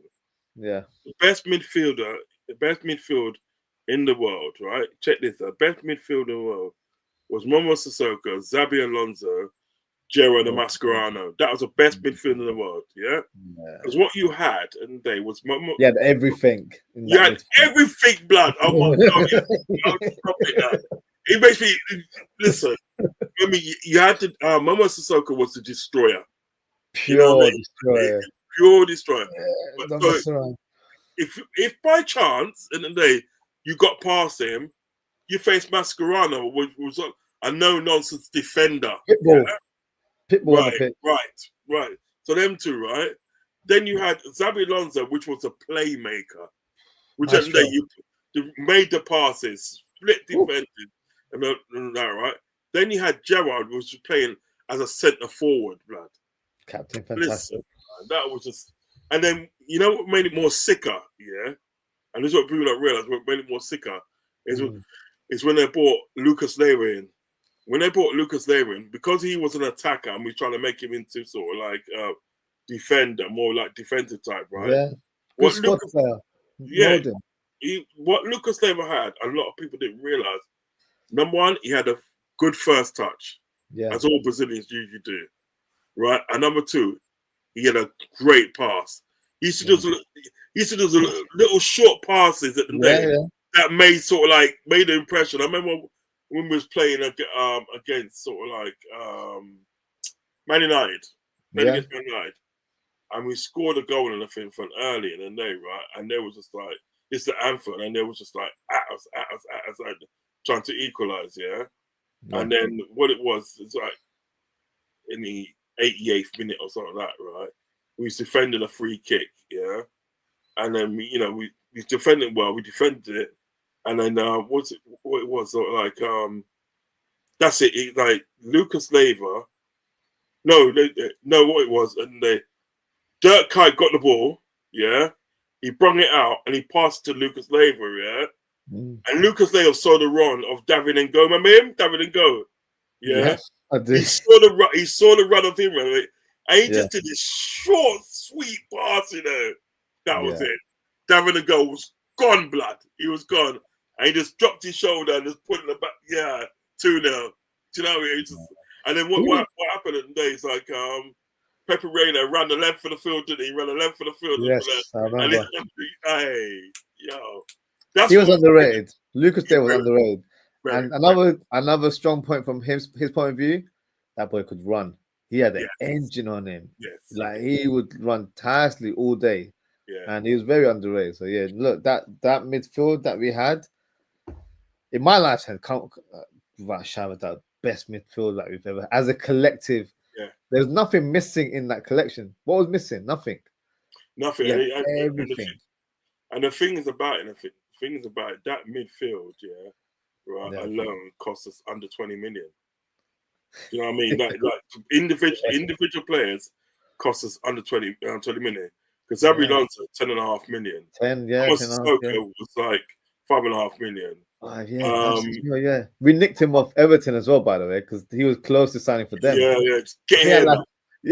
Just get here, man. What are you going Everton for? Do you want to win things or not? And then he had what's my guy's name? Then he had Mascherano was 18-month loan first, isn't it? Yeah.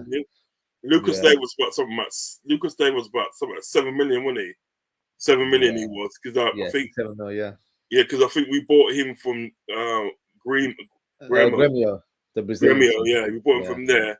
I remember we bought the other youth as well, the other Argentinian youth that didn't really get a play. Is it the Sebastian Leto. Yeah, Leto. Yeah, do you remember him? We signed him from Lanús, the Argentinian team. Yeah, I remember him. Do you remember we bought them both at the same time, didn't we? Yeah. But it's like Lucas Day was the one that kind of broke through. Leto got put on loan, and he got loaned out. Yeah, this didn't work out. Yeah, he ended up at Olympiacos. Olympiacos, yeah, that's where he ended up. Yeah, he ended up there in the end. Do you know what I mean? Yeah. I thought he would have been all right, but like obviously, we're not the man. Suit the league, isn't it? Yeah. But that midfield we had there, right? Remember that day, right? In order for people to get the perfect midfield, they're spending hundreds and hundreds, right, of millions on their midfield. That midfield at that time, which I thought was impressive, cost us under 20 million. Individually, cost us under 20 million. And even when you put it together, it'd probably be about 40 million. If you put it together, it would be about 40 million. Do you know what I mean? And even that in the days right now. Imagine that right now, 40 million for all of those guys. Yeah. I don't think you'll get it for that now. No, you probably get one for 40 million. Yeah. You get Lucas Leiva for 40 million, let alone the other guys. So. Exactly. No, exactly the point. So it's changed, but like I do feel you let go of those 3 players and bring in those 3 players. It'd be 4 really, because you're gonna buy the Ajax you still, right? Yeah. You bring in those 4 players and that, right? You're cooking, because no matter what we win, so that for in the perfect world, so that we win the league and the Champions League, yeah. In the perfect world, right? Yeah. I'm not saying it's gonna be done, so don't click me up. I'm not saying it's done, yeah. But it said that happens and then next season and right, the following season we want to do the treble, then, don't we? We want to do the treble, right? And then the season after that, now you bring in some more players, because you probably want to try and do the quad. You want to try and do the quad. You keep moving, you keep progressing, you think forward. Yes, man. You can't stay. The thing is what hurt me. It's what really hurt me, and I know it probably hurt Klopp as well. Is the fact that today, right, that 2018, 2019 season and day, when we were just literally blitzing everything that coming up off, right? We had teams scared. Rio Ferdinand, he said, and I feel scared, because if Liverpool keep on going the way they're going, right, they're going to be a powerhouse. Literally going to be a powerhouse, because the way they're playing them for that. But and to me at the day, that was the right chance at the day to sort of like add quality to your squad. And at that time, and what pained me even more, at that time, it didn't have to be a lot. Because when you try to explain to people at the day, right, we don't want to be like Chelsea, that spend. Yeah. We don't want to be like that, right? And we don't need to be like that. No. You know what I'm saying? All we need is 3 players, 3 quality players. That's all we need. We don't need to spend like have a blank checkbook. We don't need to. Yeah. You know what I mean? Because I was explaining to 12 man. I spoke to 12 man and that like he was saying about he doesn't want to be like Chelsea and stuff. And I was explaining to him, we don't need to be like that. Because all we need today is 3 quality players. We don't need to open our checkbook and give a blank check and buy this person and his wife and his dog and his cat and all that. We don't need to do that. All we need at the day is 3 quality players in the day. Then we're nice. Yeah. And then what we do over seasons, there, we just add little bits to it. It's like when you're cooking a food at home, right? Yeah. So like you cook for your wife and them thing, your wife and the kids and everything that, right? You know what I mean? You put in little spice and they just make it sweet. Flavor, you know? Yeah. Yeah, do you know what I mean? That's what you need to do. Yeah. You're not gonna start from scratch and then and bring up scratch. Nah, man, just look at thing, man. You're not gonna leave it at salt and pepper now, are you? You're gonna add more to it, right? Yeah, you're gonna add more to it. Listen, at the day, right? Us Asians and West Indians at the day think the same when it comes to cooking. You know that. Right. You know for a fact. Right. You know what I mean? Yeah, it's true. The foods at the day, when you look at like Asian food and look at West Indian food, right? It's very similar. It's very similar. Like what's it called? Roti. Like chapati. Chapati, yeah. Do you understand what I'm saying? And it's literally the same. All it is at the day, you just change the name of it. That's it's just different ways of making it. It's pretty much the same thing, yeah. Exactly. So really and truly, you don't have to go crazy at the day transfers. And I think this is where people at the day are getting misinformed about Liverpool. We don't have to go crazy. All we need at the day is about 3 players. Yeah. 4 at the most. And I think that 4 at the most to fill in key areas in the day, right? When Chelsea spent all that money in the day, right? They just kept on buying. Till most of them now, and then some of them now, and they have gone to other clubs. They're on loan right now. And that, you know what I mean? And it's no good. Do you know what I mean? It's just no good. Half the players that they bought, they probably didn't really even need. Because the only player, I'm telling you for a fact, the only player that I rate, at Chelsea, and I think he can walk into our squad like that, is Carl Palmer. He's the only one. He's the only one that can walk into our squad now at the day and say, right, I'm here.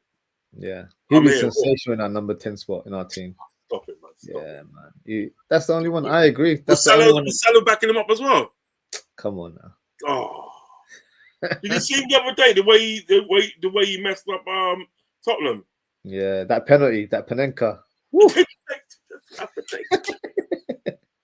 Did you see? There was another game in the day. There was another game. I can't remember what game it was. I think it might be the game after. I don't know.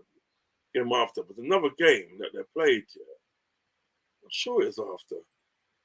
But anyway, it might have been Arsenal actually. Yeah, I think it might have been Arsenal.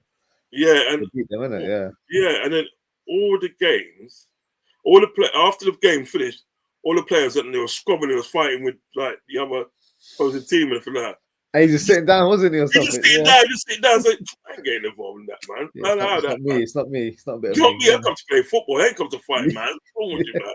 He's just sitting down like that, you know, and he's on the floor, just watching. Waiting for them to deal with it. You know, like once they, stop throwing handbags at each other, like, let's play football now. So, let's play football, whatever. He's just sitting on the floor. He's just saying, listen, man, I come to play football. I kind of like that, I respect that. Listen, I like that player. I respect that player because if you notice that day with Carl Palmer and day, if you notice with him and day, right, he don't get involved in any stupidness on the pitch, No, he don't. He don't get involved with no stupidness. When people are fighting and this and that, and I feel like Carl Palmer's all the way over there just chilling. Yeah, he's not bad. You don't get involved. You don't go over and pull back man and this and that and just leaves him to it and plays his football. Man City at the end of the day, right? Man City must be sick that they got rid of him. They must be sick. Did they have a buyback or did they even do that? I don't think they did that, mate. No, that's mad. I don't think they do that. He played about once or twice at the day for Man City. He played in a pre-season game and he played in the Super Cup. Yeah, he made some few cameos pre-season time, isn't it? He made a few cameos pre-season time, but then he played in a Community Shield as well. I think he came off the bench. Yeah, he played in a Super Cup and a Community Shield. Yeah, and then he went to Chelsea for 44 million. Sure. And he money well spent. Listen, he's causing havoc there, man.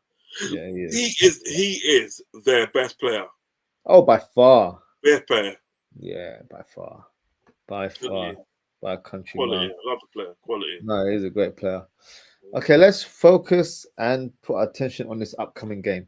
Yes. Against Fulham. Now, for me, Fulham have probably not got the praise that they deserve this season. You'll be hearing a lot of plaudits for teams like Brighton and Nottingham Forest, Bournemouth, and even Chelsea to an extent, because I think they've surprised everyone in terms of where they are in the league.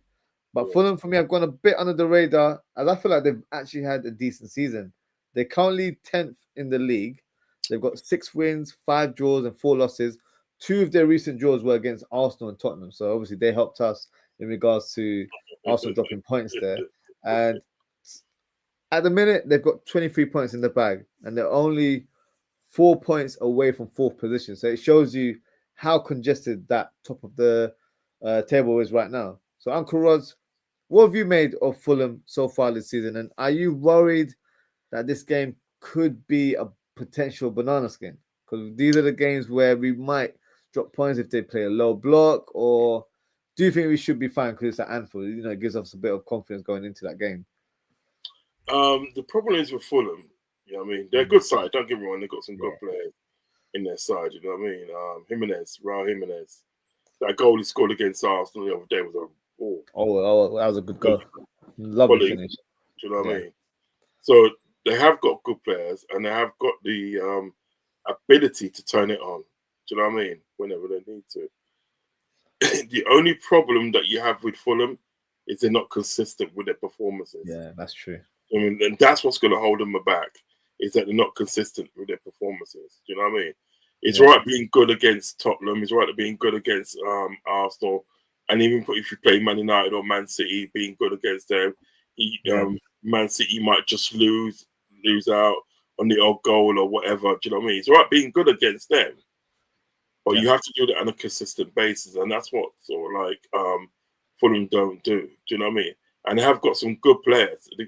Really got some good players that should be able to be consistent. Do you know what I mean? Yeah. So that's why I feel that they sort of like we will have the edge over them.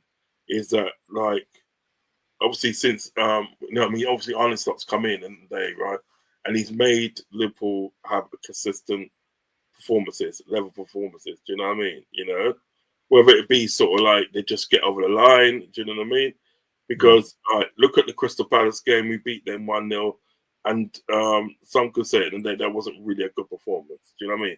But you know what? We got over the line. Do you know what I mean? So we're consistent with our performances. Do you know what I mean? So that's why I think we'll have the edge. You know what I mean?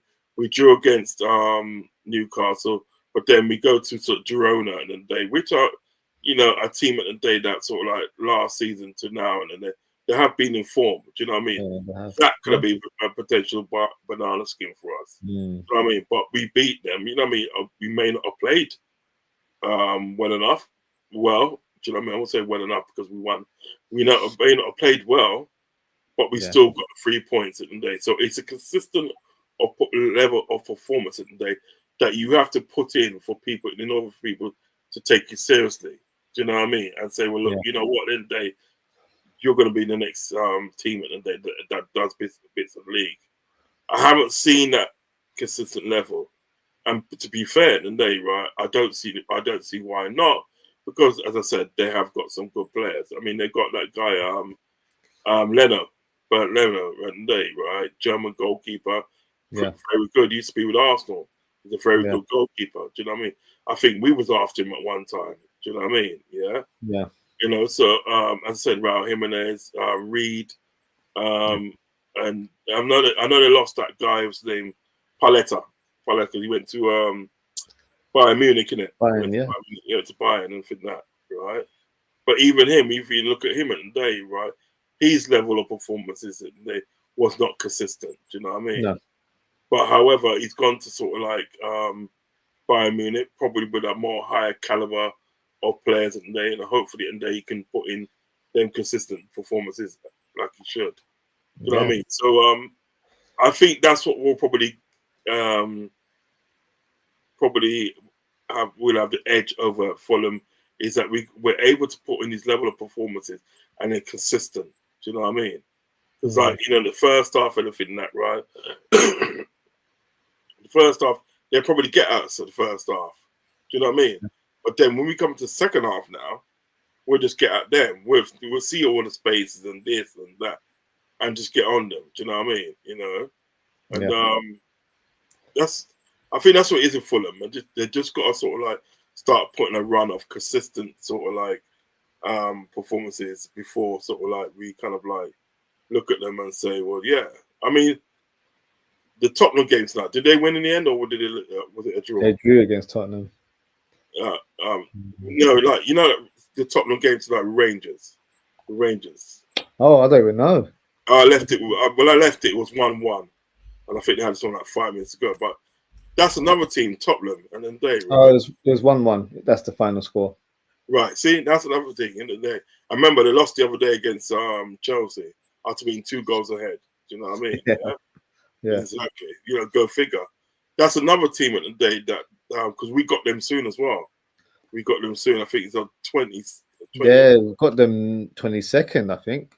Is it 22nd? Yeah, next Sunday. Yeah. Not this Sunday, the following Sunday. Yeah, so we got them on 22nd. Yeah, got them following Sunday. Yeah. So remember the 20th. Working. Yeah. 22nd. Yeah. Now, that's a team at the day, right? That they're like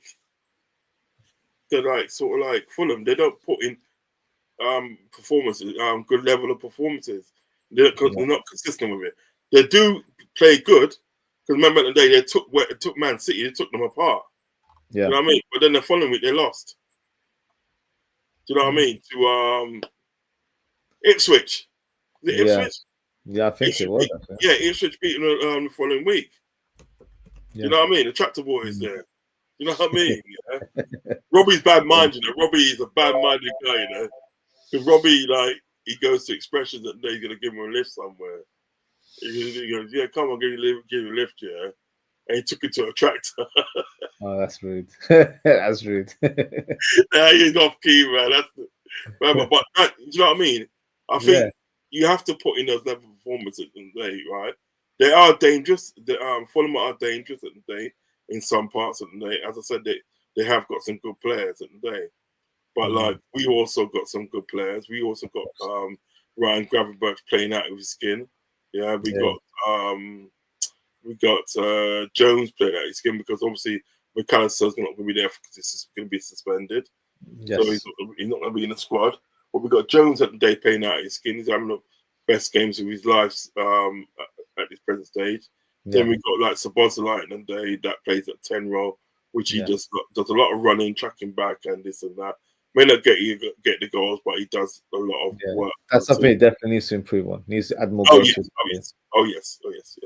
So we've got the capability of getting that result, and staying top of the pile, leader of the pack, innit? No, I agree. I agree what you said there. I think they are a tricky opponent, just because Marco Silva, whenever we faced him as a manager, he's always had decent games against us. They've always played good football. So I think I'm confident about this win. Don't get me wrong, but I do feel like it's not going to be a walk in the park. So if people are expecting us to beat them 5-6, no, it's not going to happen. It's going to be where we might have to keep it professional again, like the Girona game, where we have to just make sure we manage the game correctly, get the early goal, and then just keep it at bay, and then try and get the second one, and take it from there. So I think it's going to be a tricky opponent, because they play good football. They've got some good technical players in their team as well. But I'm confident. We'll get the win. We're in good form as well. We didn't play last week because of the storm, so maybe that helps us in terms of preparations going a bit forward. So look, I'm confident as well of getting the win. So I don't really have any huge concerns. But you always got to have a bit of reservation that this team, they're actually decent. They've made Arsenal drop points. They've made Tottenham drop points. Maybe they might not beat us, but they might be that team that makes us drop points. So hopefully that's not the case. Hopefully that's not the case. Don't want to put that energy out there, but you've got to say it out loud sometimes as well. Yeah, you got to be sort of like, you got to tell it how it is, and then you got to be honest. Be realistic as well, right? Yeah, realistic. I suppose the good thing about that situation on Saturday is that Jota and Chiesa are fit to play. You know what I mean? So they'll be on the bench and everything. So that's a positive for us. You know what I mean? That is a positive. So so that brings me to the team news. So let's talk about Liverpool first. So Alisson, as we all just mentioned briefly earlier on, made his return against Girona, and boy, was he tested in that fixture. He thought he was going to have a quiet evening. Yeah, we got our money's worth out of Alisson that day, so he should be fit and ready to continue as the club number one going forward. As listen, give me a second. I've frozen, so I'm gonna come out. I'm gonna come out and come back in. Yeah, I'll be trying to be quick as I can. Okay, no problem. Take your time. No problem. So Jota, as Uncle Ross mentioned, is back in full training, so he should be in contention to be part of the squad. Chiesa could also be available, but I think he will possibly feature next week. I don't think we'll rush him for this fixture. I think it will be where he might be on the bench, but I don't see him starting this game. I think he's just recovered from illness, so it's not something you'd want to rush a player so soon. And with so many games coming in the space of a few days, I think we have like 2-3 days gap per game now. So, it's something we've got to really sort of be a bit more smart in terms of management and making sure that players are not being overused or overworked. So that's something the club needs to look forward to. And also, McAllister is suspended for this fixture as he was originally scheduled to miss the Everton game, but that got postponed due to the weather conditions. So this will be the next game that we play in the league. So therefore, he is not available for this fixture. So that is the team news. I'll wait until Uncle Roz comes. But what we'll do in the meantime, we will present the Fulham lineup. So let's go over the Fulham lineup, and then by that time, Uncle Roz will come on, and then we can talk about the Liverpool lineup. So let me present the screen with you guys, and then we can take it from there. So here we go. So predicted Fulham lineup. So they don't play 4-4-2, so I'll definitely change that now. I don't see them playing that formation. They will be playing a 4-2-3-1, similar to our shape. So before I even start their lineup, let me mention their team news. So Fulham, Bassi is suspended for this fixture, so he's not available. Joachim Anderson is out with a calf injury, so it could mean Jorge Cuenca could make his Premier League debut. And Harrison Reed, unfortunately, is out for this fixture after just having knee surgery. And Reece Nelson is 50-50 for this fixture after struggling with a hamstring issue in recent weeks. And Kearney will be serving his last match from his 3-match ban because he picked up a red card. So he'll be available in the next fixture for Fulham. So with that said, let's quickly add the lineup for Fulham. So in goal, it goes to Leno. No surprise there. He's their number one keeper. And then we have... who else would we have? I think Tete has been playing right back for most of the season, so you got to go for him. And then we have Robinson, a left back, a player that a lot of Liverpool fans seem to like and possibly a potential target in the future. I do rate the player. I don't think he's a target for us due to maybe his age. I believe he's 27, 28, so not the profile that FSG would be looking for, that's for sure. In terms of the centre-back position, you've got Diop. It's a Diop right there. And then you have Cuenca, who will be making his debut. There we go. So he's left foot, so I think he'd probably play on this side. So let me bring him on and then swap him with Diop. So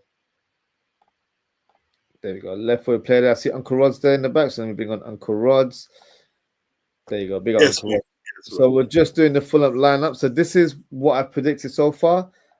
Bassi is not available for this fixture, so that's why I've gone for Cuenca. He's a Spanish player. He'll be making his Premier League debut because they have quite a few injuries. They've got Anderson, also the player at this time from Crystal Palace. He's not available with a calf injury. So this would be probably the strongest defensive lineup that Fulham have.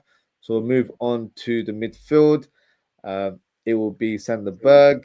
I can't believe Liverpool linked to him last time. People actually wanted us to sign him. I don't think it's that. Oh yeah, he's that guy from Sheffield United or something, isn't he? Yeah, that guy. So he went to Sheffield United, then Burnley. So yeah, we scraped the bottom.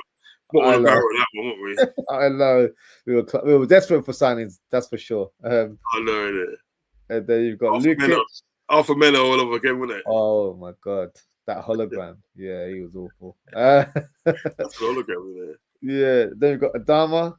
Yeah. Adama's been playing left and right, but I feel like for this game they'll use him on the right side. I think they'll probably look at our left back situation and think, you know what, we can exploit him. And Adama always gives Robertson, because I think he will start trickier games. So I think he'll beast, definitely play. He's you know, he's using another one. as well. He's another one at the day, right? Yeah. That his level of performance today is not consistent. He can have a he's very inconsistent. Yeah. Yeah, as I say, he can have a game at the day that is sort of like he's totally unplayable. But then the next game of the day he just got missing. Do you know what I mean? You know? Yeah.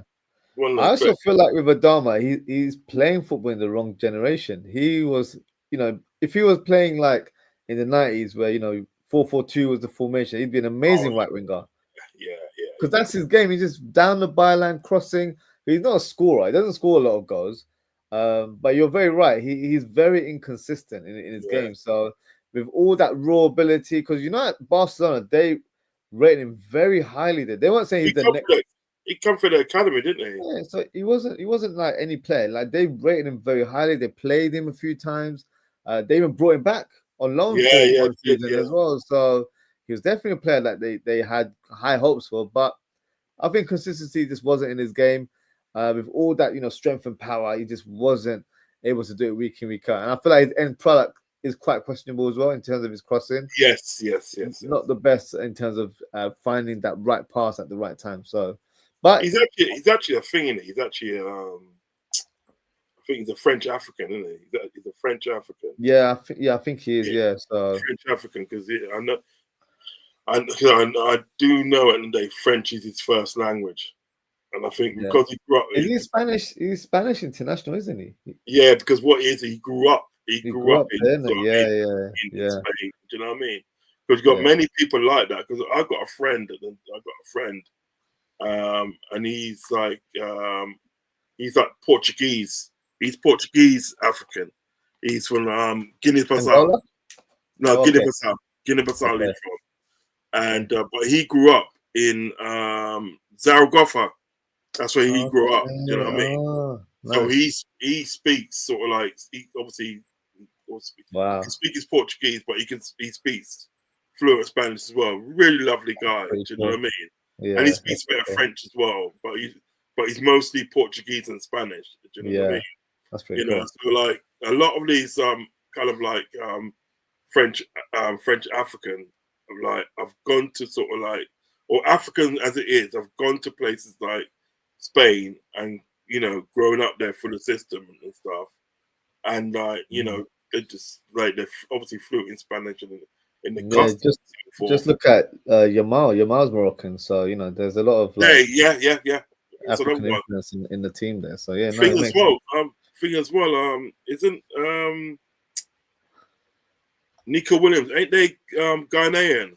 He's Ghanaian, yeah. Yeah, he's Ghanaian, but they come to obviously Spain, fast country, didn't they? Yeah, they're Ghanaian, yeah.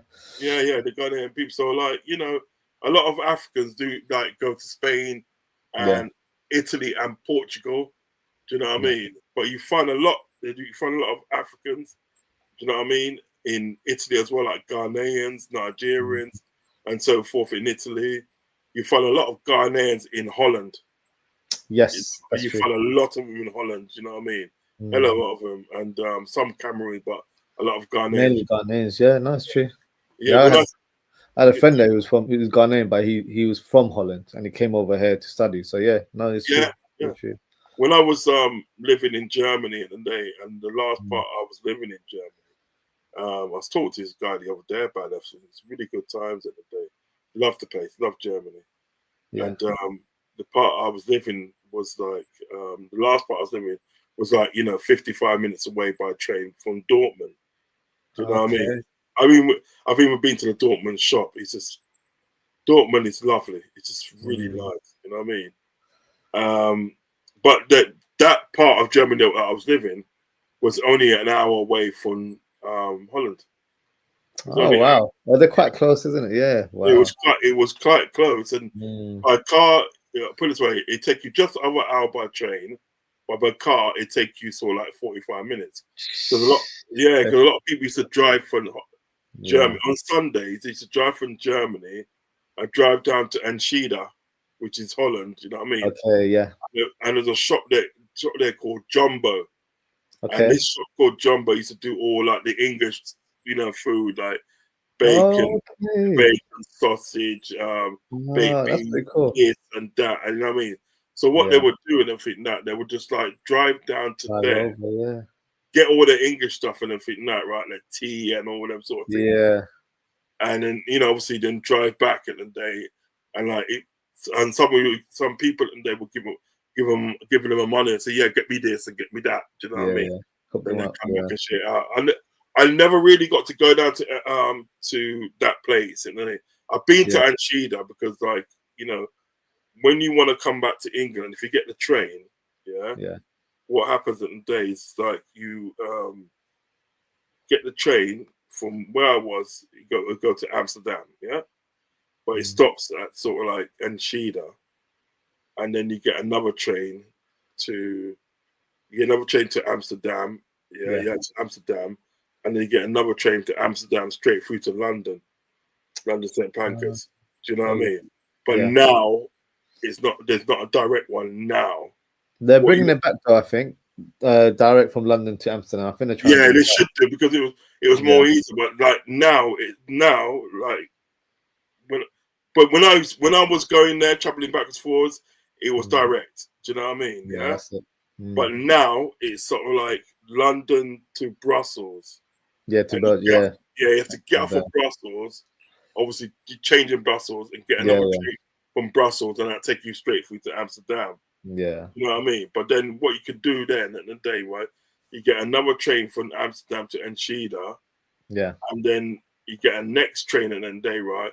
That takes you through to straight. It's about 15 or 20 stops or something, and it Mm. takes you right through to Germany. And it took me stopped off at Dortmund at the day where I was at Dortmund. But this Yeah. train would carry on all the way down to up to Dortmund. Dortmund would be the last stop, and it's like they call it like Bahnhof. Yeah, Bahnhof means station, something like that. Okay. So you get like Dortmund. You have like Dortmund HBF. Do you know what I Okay. mean? Mm. But it's like Bahnhof and mean like train station, and then the Yeah. roads are called Straße. That's what the streets are called. Is Straße. So you have Mm. something like Munsterstraße, which means Okay. Munster Street. Because I lived in Dortmund. In Dulman, I lived on Munsterstraße. You know Okay. what I mean? So it's basically day Munster Street. You know what I Yeah. mean? Straße, and then the motorways are called Bahnhof. No, no, Okay. not Bahnhof. Sorry, not Bahnhof. Sorry, my mistake. Autobahn. Autobahn. Autobahn. That's what the motorway is called, the Autobahn. You know what I mean? Mm. It's a lovely place, Oz. You need to Yeah. Do you know need what? to It's on my bucket list to go to a Dortmund game. I just feel like it would be a crazy atmosphere to attend there. listen. Anywhere you go in Germany, I Yeah. went to a few places in Germany. Yeah. And it was a blast for me because I've seen these places on TV. Do you know what I Yeah. mean? Yeah. And I think I'm Yeah. home. Do you know what I mean? Yeah. Yeah. I went to Frankfurt. Nice. Frankfurt was nice. They've got a massive station, really massive station. Okay. Yeah, Yeah. Frankfurt, Stuttgart. Stuttgart is really nice. Okay. Stuttgart's nice. Ludwigshafen is nice. Worm. Mhm. Hamburg is. Oh my God, Hamburg. Jeez, Hamburg Yeah. is different level. Hamburg, I'm telling you, Okay. Hamburg is different. Hamburg and Hamburg Central is different Yeah. level, my G. It's different level, Okay. right? Hamburg, Dusseldorf Yeah. is good. Dusseldorf really nice. In Yeah. Dusseldorf, you've got this long road at the day, long road. And on this long road in there, it's just pure African shops. Pure Okay. African shops. You can get whatever you want, hair products, food, Oh, that's clothes, good. whatever. Do you know what I mean? Yeah. Some of the places that I went to in Kaiserslautern is good. Kaiserslautern. Mönchengladbach. I went to there. Okay. But I didn't get to go to the capital like Berlin. I didn't get to go there. I didn't get to go to Munich. You know what I mean? That's on my list to go when I go next time. But yeah, I'm telling you, you go there with like even with your friends. You know what I mean? yeah, Or you know, I don't know if you got misses or whatever. If you want to go yeah. for, if you want to go for a weekend, and either way you do it, you will enjoy yourself. It's such and brother, it's clean. Yeah. When people tell you at the day that Germany is clean, and I didn't believe them when they told me that Germany is clean. Believing is seeing is believing. I'm Yeah, telling you, it's true. it is clean as a whistle, blood.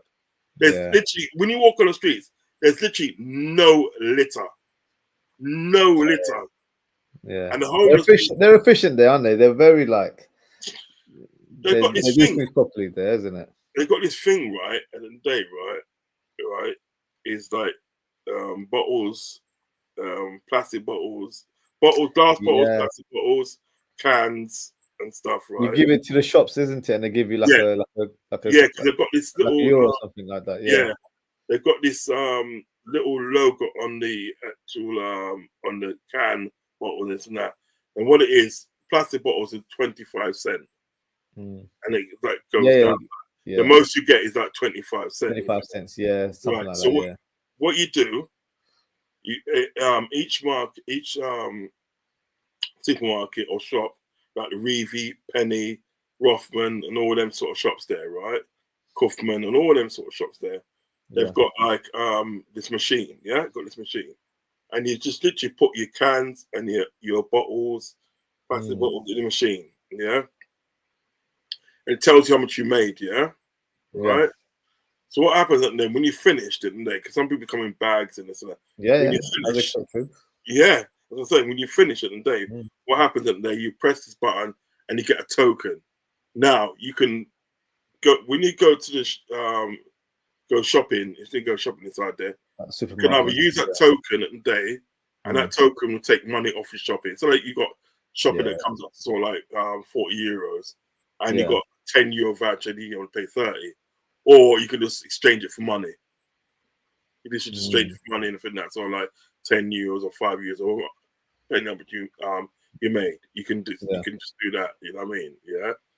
And it was such a good efficient thing to do because what people were doing in the days when they finished with their bottles, cans, plastic bottles, and that they were just putting it all in a plastic Yeah. bag and just going to the shop and just like bang, bang, bang, bang, bang, bang. And some Mm. people what they were doing. So like there was a homeless people outside and this and that. They was going out. They was going out and literally either giving them the money or giving them the voucher. That's nice. Just doing That's a that. good You know what I mean? touch. Yeah. I bought some guy goes to me when I went to Dortmund in the day, right? Some guy goes to me and I think that, right? He goes, "Oh, have I got €5 at the day because he wants something to eat?" So I never had no money because I don't really walk with money on me. I Yeah. also got my card. I don't really walk with money on me still, you know, because I know like I lose money. You know what I mean? Yeah. So I must said, because I ain't got no money on me, but I'll buy you something to eat. Yeah. Yeah. I took him inside this place now, the Kentucky, because when you come out the train station in Dortmund, to the right hand side, there's a Kentucky. A couple of doors down, there's a Kentucky. Oh, okay. So I took him inside there. I said, "Yeah, I better pick whatever you want." Because what burger you want? The man's going for some little cheap burger. Because what's wrong with you, man? Are you hungry or not? You know what I mean? That's Do you what know what I happened mean? also. Yeah, so goes, have that one there. And it was like a big jumbo burger. Yeah, yeah, No, that's expensive. I go, don't worry about it, man. Don't worry about it. yeah. I bought the burger. I goes, yeah, I'll have this, and that, yeah. And he'll have that. I'm paying for it, anything that. And Mm. the man there in the Kentucky, the man was looking at me saying, like I'm wrong for doing it, buying it for that. Nah. He goes, "What? Is it for Yeah, him?" I goes, "Yes, it is for him. yeah. Yes. What's the problem? Just give me the burger. Yeah, I'm paying for it." And I paid for it and he thanked me and this and that, blah, blah, blah. yeah, I said, "Don't worry about it, man. Just, enjoy your day." Do you know what I yeah. mean? No, You know what I mean? That's how you moved in Germany. right. Yeah, I miss it. I'm not gonna lie, I do miss Germany. I yeah, really do miss it, and it was such a lovely place, you know what I mean, to go to. And plus, where I was at the end of, like, obviously, the last 10 months or so, where I was at the day was right next to Holland and I think that. So it was really nice because you can just pop off to Holland for a day, you know what I mean? And like, yeah, and Amsterdam is really nice. It's pretty and nice. Yeah. You know what I mean? I stayed in the hotel down there. Yeah, and I've been Amsterdam. I've been Amsterdam once. I have been to Germany, but I've only been once. I've been to Berlin. So yeah. where I stayed, I don't know where I stayed, but it seemed a bit hood. So I was like, all right, this is where I am. Yeah, but you know, I'm from South London, so it's not a big deal. Yeah, you don't know it. That's nothing to you, brother. No, but you know when you know when you go to if you go to sort of like Hamburg, yeah, they got this place called a Reeperbahn, and this Reeperbahn, and this is where everything happens. This is where all the nightclubs, the bars, the restaurants, the this and that, so everything happens. I know that 12 midnight and everything, like, it's jam packed. You can't move. Yeah. Do you know what I mean?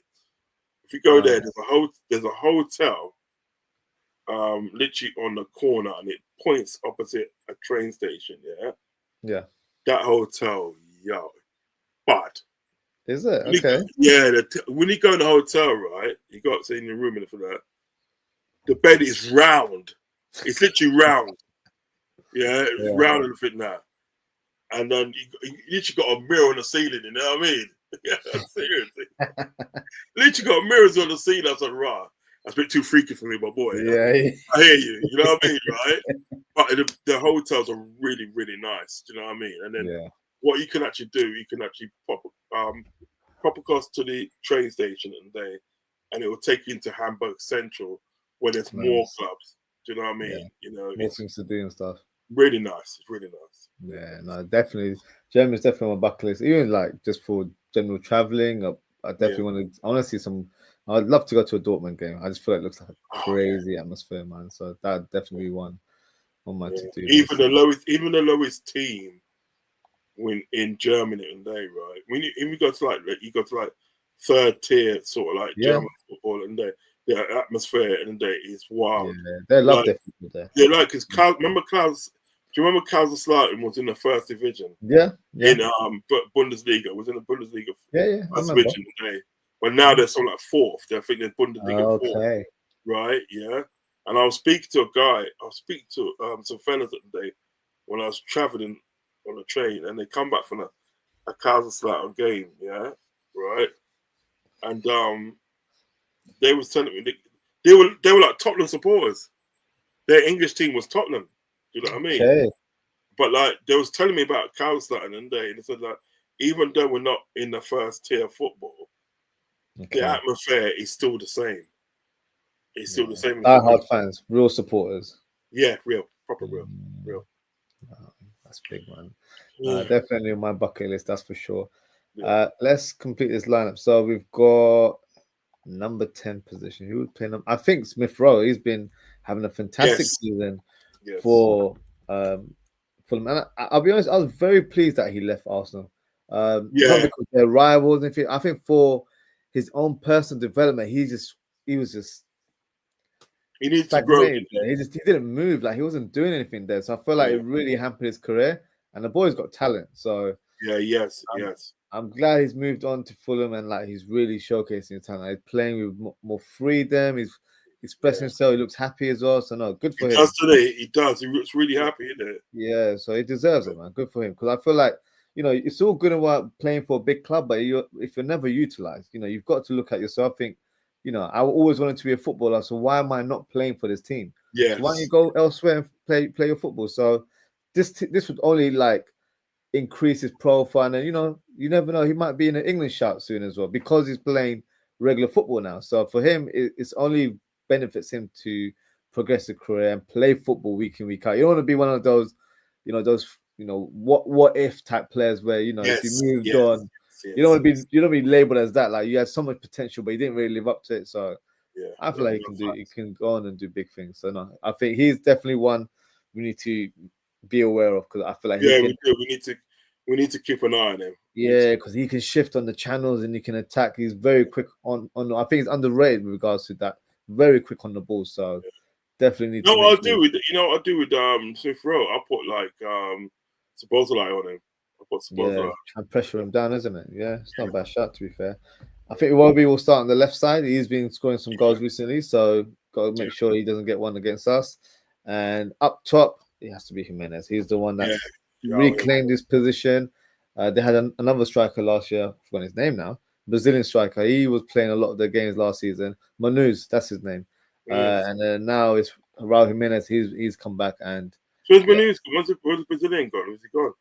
Yeah, he's their number 9, I think. Fulham. He's still in the squad, but I just don't think he's reclaimed the form that he was showing last year. So he might have had an injury or two, and maybe that's probably why he's lost his place in the team. Muniz, Rodrigo Muniz, number 9. Yeah, so he was really good last year. He was scoring a lot of clutch goals where it was like last minute goals and tap-ins, but he was like getting like 8 goals in like 9 games. So he was like really doing his thing. But yeah, young player, so he's obviously got plenty of time to cause havoc if required. So this is the lineup that I'm predicting for the Fulham team.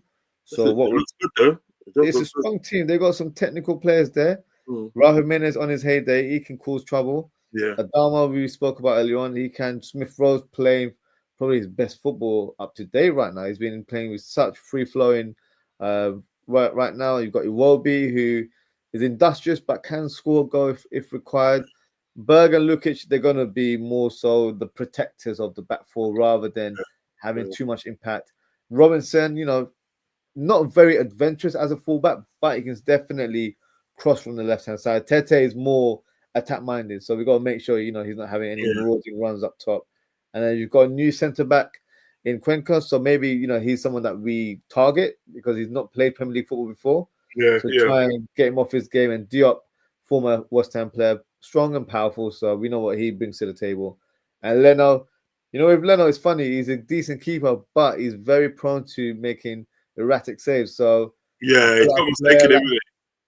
So a player like Szoboszlai, if he's got shooting boots on and he's like taking long shots, he could definitely create something out of nothing. Put him under pressure, innit? Put him under pressure from the opening minute. So that's something that I feel like we need to try and deploy and try and get the best out, because those are the chances where you might need to score a rebound, and they all can in the day. So I think this will be the Fulham lineup. So what we'll do now, we'll move on to Liverpool now, so we can discuss Liverpool in terms of their lineup. So how do you do that now? How do you get rid of it?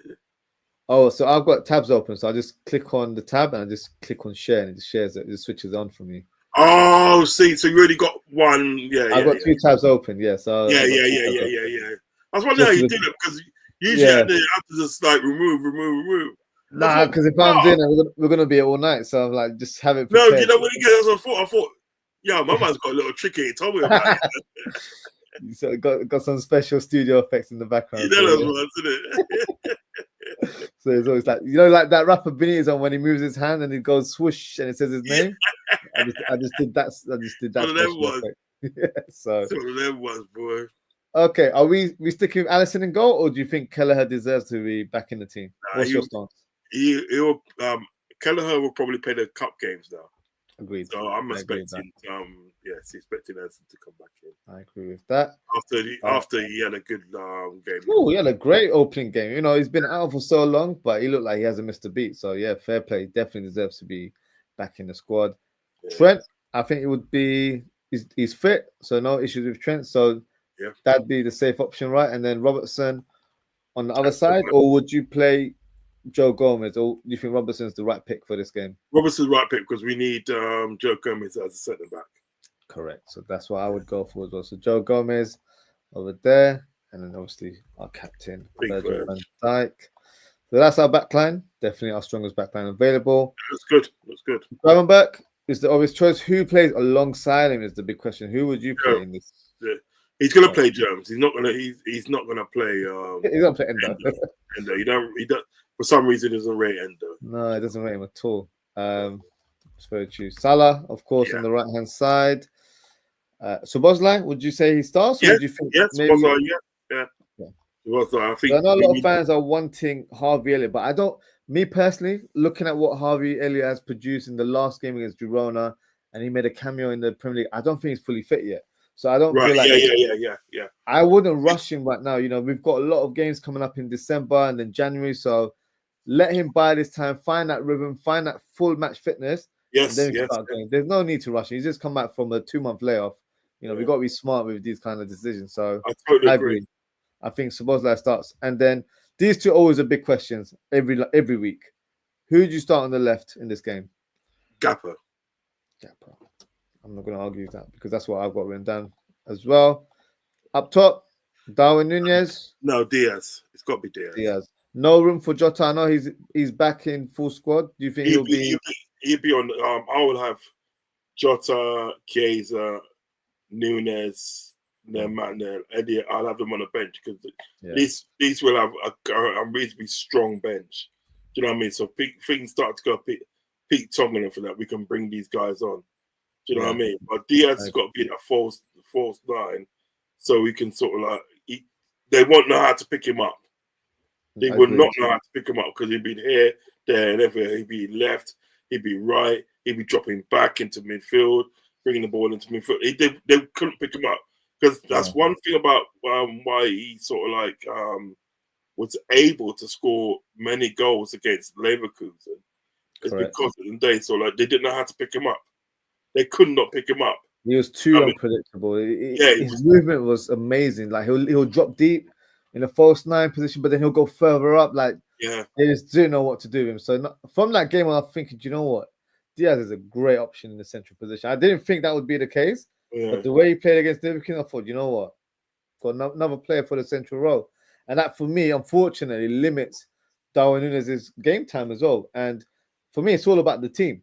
As long as we're getting the results and getting the wins, that's all I care about. So yes. If players like, I don't really have sentiment with certain players, but I feel like if Diaz can do a job there if required, then we've got to play. And now with Jota back as well, we've got more firepower from the bench. Chiesa, who we spoke about last week, can also play that central role. So we've got options there. We've got options through the middle, so we can definitely cause team havoc. So it's funny. This lineup is exactly what I wrote. So clearly, me and you are on the same wavelength, Uncle Ross. We didn't really take any time.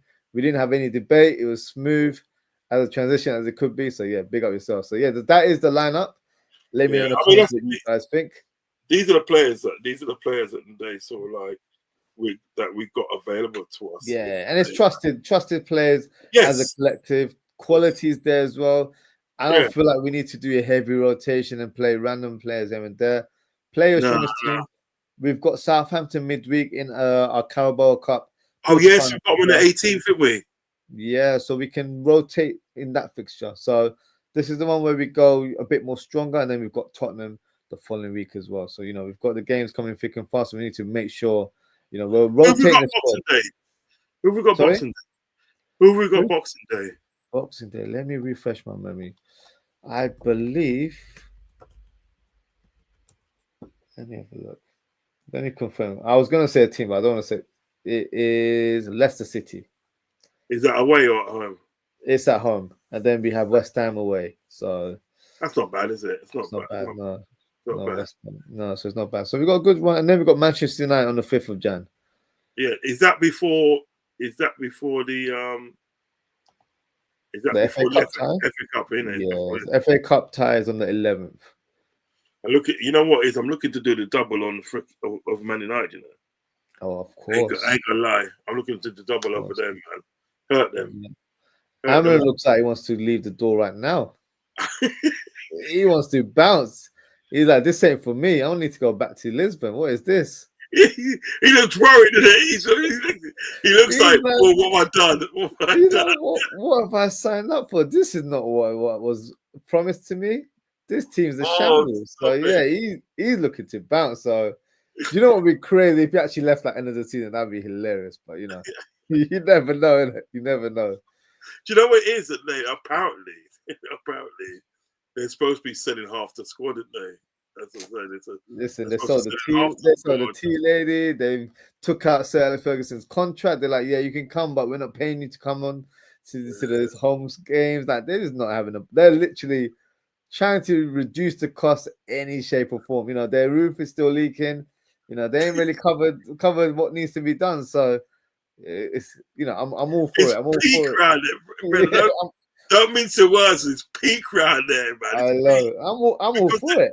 I They, love it. they're after some player at the day from I think Crystal Palace. They're gonna pay like 4 million for him because what it is in the day, right? They spent so much money on these players that they've got in, like Ugarte, what's it, and Anthony, and all them sort of players. There. Hey, 90 million for Anthony. Yeah, they spent, and their wages, brother, are high. Yeah, oh man. And I think what they're trying to do at the end of the day, right? They're trying to get their wages up, down. But like, if I was all right, if I was like player, like what's his name? What's that guy's name? The defender. Oh, for United, Euro? No, the other one, the other shit one. Delit? No, the one that scores their own goals. They're all shit. They're all shit. So who else? Yeah. No. The one that scores your own goals. The one for the Hull. Oh, Maguire. Yeah, Maguire. Yeah. Because Maguire's on good money, you know. If I was Maguire, and they said that, you know what, in the day, right? You need to take a pay cut, right? Yeah, and go to this team. I said, no, I ain't going nowhere, blood. Yeah. Because they go nowhere. And he said that, oh, we need to get off the wage bill and all that. I said, no, that's your problem, mate. I ain't going nowhere. I won't go nowhere. I go to make sure at the end of the week, I'm with money. Simple as that. I don't care. I want money. Listen, if you give me a contract and you told me I'm getting paid $500,000 a week, and then like 2 years later, you're like, oh, we need to reduce it. That's a you problem. That is not my problem. I signed the contract. I'm getting $500,000 a week. If you want to try and reduce terms and stuff, all right, fine. But, you got to give me a sign-on fee as well. Yeah. And that will accumulate to the money that I've lost, if that makes sense. Yeah. So, I'm not losing money because of you. I'm not losing money. So you can shape it however you want. I want my money. So, right. You know what I mean? They shot themselves on the foot, but they've done that for all of the players. Like that's why United fans were so shameless in the summer that we got Euro, we beat Real Madrid to Euro. But the thing is, they paid over the odds to get Euro, so he's probably on like 200-300K a week. I don't know officially, but I feel like that is the range that he's getting. Yeah, he's probably on. But he's 18 years old. Yeah, he's on a lease. And then remember at the day, you got people like Jadon Sancho at the day that's still on the book. He was on 400K. Yeah, near enough. It's like 350, wasn't it? Yeah, around that kind of figure. Yeah, it's 350, right? And he's still on the books. Although he's at Chelsea, he's on loan, isn't it? Yeah, he's at Chelsea on loan, and it's just on loan. They ain't bought him. He's on loan, right? So Man United are still paying probably a chunk of his wages, half his salary or something. Yeah. Right now, you think at the day that's sort of like Chelsea going to take on like a large chunk of Sancho's wages when they've got problems of their own. Do you know what I mean? Yeah, they're not doing it, blood. They're not doing it. So really and truly, and they got problems down at East Lancs Road. They got problems down there, mate, and they need to sort it out. Do you know what I mean? That's why they got rid of this guy, Dan Ashworth. Was it Dan Ashworth? Yeah, that was a big surprise, though. They were like trying to headhunt him for like good 2 years. Yeah, they brought him a good 2 years. 2 years. Brought him from Newcastle, right? And he's been there for what? A couple of months of it. And he's at the door. He's gone. It's ruthless, though. I don't know why he got, but yeah, that's ruthless, though. I'm not gonna lie. Brother, I'm killing it. I'm killing it. I don't care. I'm killing it. You know what? And they right when we was going through our shit and everything, they was laughing at us. Yeah. Listen, I have zero sympathy when United are in the mud. I have zero sympathy, and that will always be the case. I could not care less.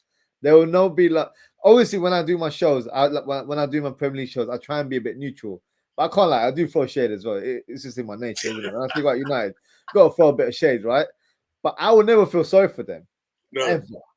Ever. No. Like, we've gone through the years, like, I've gone through school with United friends. Like, look, I've gone through it. Do you know what I mean? I'm like the only Liverpool fan in my year, in my class, whatever you want to say. I had to defend myself. So, you know what I mean? So I used to get it. I used to get it from both angles. I used to get it from the United fans. Yeah. And I used to get it from the Arsenal fans. Yeah, same. It was shameless in our demise. They were. It was shameless. You know, Robbie? Yeah. Robbie, he's a friend of mine, and I think that, right? And I knew him before done the channel on that, right? Channel. And I remember at the end of the day, right? Because him and his cousin, they used to own this club in Hitchin called a Penthouse. Yeah. Okay. And he used to play there because he was a DJ and all that. He used to play there. Yeah. I remember at the end of the day, man was throwing shade on me in the day, right? My team and his team in the day, saying, "Yeah, we're doing this and that. We got enough black men in our team, and we're winning this, winning that, and I think that, right? And rare, look at your team and this and that." I was like, all right then. Well, guys, I said, listen, we still want more than what you won anyway. Do you know what I mean? Them times we probably had Konchesky and Poulsen and them. No, but this is before that. This is before that. Okay. 20 years, you know what I mean? Yeah. Yeah. Right? When I think we was under. Gerard Houllier. He was on Gerard Houllier. Ah, okay. I think Gerard Houllier was on his last legs with the club. Okay. And we was in a mud. Remember the day, you know, they won the league, innit? They won the league one season and day, right? Yeah. And we finished in top 4, but it was something like we finished like 36 or 35 points off them or something like that. Do you know what I mean? Because someone was saying that we finished more closer to relegation than what we did at the day at fourth place, didn't they? Because we finished so far off the top, but we just got that 4th spot. Because I think we beat just about. I think just about. Because I think we beat Chelsea or something like that. We beat Chelsea, something like that. But we just got that 4th spot. Because remember when Gerald Houllier left at the day, he left us in the Champions League spot, didn't he? He left us in the, he left it. Yeah, he did. Left that Champions League spot. Because remember Benitez come in and actually won the Champions League. Obviously, the following year in 2005. Because remember the day, you know, right? Gerald Houllier left the club in 2004. It was summer 2004. He left the club, and then we brought in Rafa Benitez at the day in the same year. Do you know what I mean? Yeah. Yeah. But I remember that man throwing shade up, man. I even remember at the day being in Northampton, right, and we was in the Champions League final against AC Milan, and I know this Arsenal guy. He's just like Arsenal bad, and I think that. I remember he was throwing shade at me because you man's gonna get beat tonight, you know.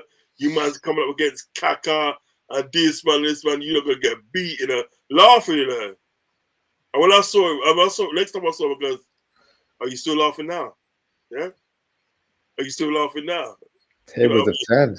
The table turned. So I've had it for them, man. There. So now today, I ain't brought myself in their sadness. Yeah. I love it. I love it. And this is what I love to happen today. I really would love this to happen. And if it's happening today, if Arnie Slot wins even the league, even the league, or if he wins one of both, or if he wins both, right? Just imagine how much shade you can throw on Arsenal. Just imagine how shade you can throw on Arsenal. Just imagine all you got to say to him goes shameless throughout the whole summer. I would actively find Arsenal fans. Invite Arsenal fan every show. And throw shade at him. Because imagine big man stuff. Imagine a big man thing, right? Yeah. Imagine your man he's been in your club 5 years and he spent nearly $1 billion on your That's crazy. Team, it's true.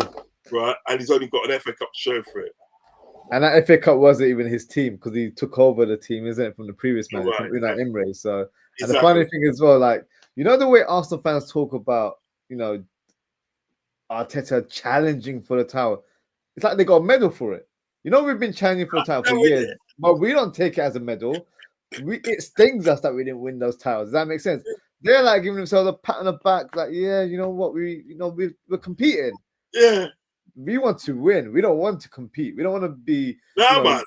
We don't want to be given credit for taking part. We want to win the trophies that are in the line. So, yeah, some of the fans. Listen, I would love it if we get the title. We've got prestige in this shit. Yeah, of course. This is what we do. You know what I mean? Got heritage. We got heritage. Yeah. Remember the day we got 6 European Cups, you know. Yeah. Yeah, not Man United ain't got as much as us. Yeah, man. Yeah, we got 6 European Cups in the day. The one about Pep reminded us. He reminded us the other day. 6 fingers. Oh yeah, he did, didn't he? Yeah. Good on him, man. I rated him for that, man. Yeah, yeah. man. With big I rated respect. him for that. Yeah, Before I didn't like him, I was like, you know what? He's a bit arrogant, but you know what? I appreciate the humility there, where he yeah. showed. Thanks. He's like just reminding us, you know, you guys are so good. You won it 6 times. So I appreciate it. You know You what I know what mean? they say that you Oz, great is great and you can't underrate. Yeah, you can't. It's like underrate that great is great. It's true. You know what I mean? I'm saying, but like, you know, if that happens at the day, you know, I'm getting ahead of myself, but I'm saying if that happens at the day, the amount of shade at the day that could. You never know. Listen, we're in it. We're in it to win it. So we're in a chance to make that happen. So we're not far off. So look, obviously it's very early on to say we will do it, but there is a chance that we can do. So why not? And if it happens, you Arsenal fans have been warned. all you need, shameless. I think all we need at the day is just to keep it consistent. Oh, of course. Keep it consistent, because what's gonna happen, and is like we'll get to a stage in the season and day where excuse me, certain teams like Arsenal and Chelsea will run out of games to catch us up. Yeah. Do you know what I mean? Yeah. They run out of games to catch us up. So it's all right them sort of like, you know, going on the run. Yeah.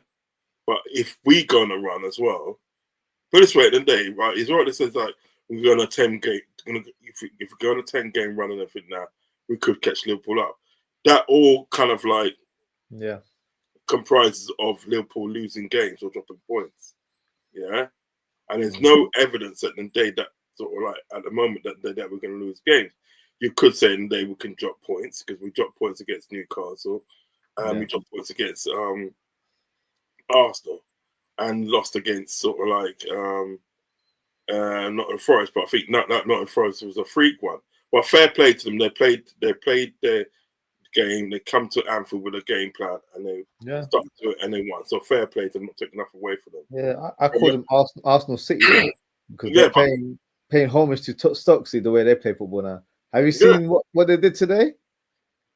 They painted a mural for their set piece coach. Oh, what an idiot! I know, I saw that. I thought, what are you doing?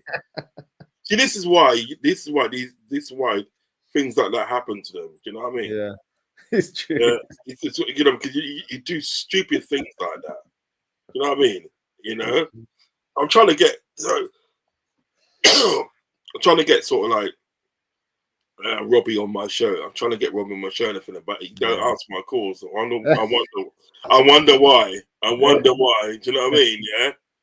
Right? You asked my call all the other times, but now you don't answer my car. What happened to you? Anyway, so what it is at the day, if we can get that level of consistency, you know what I mean, which we have got at the moment, you know what I mean? Yeah. I agree. They would run out of games at the day to catch us up.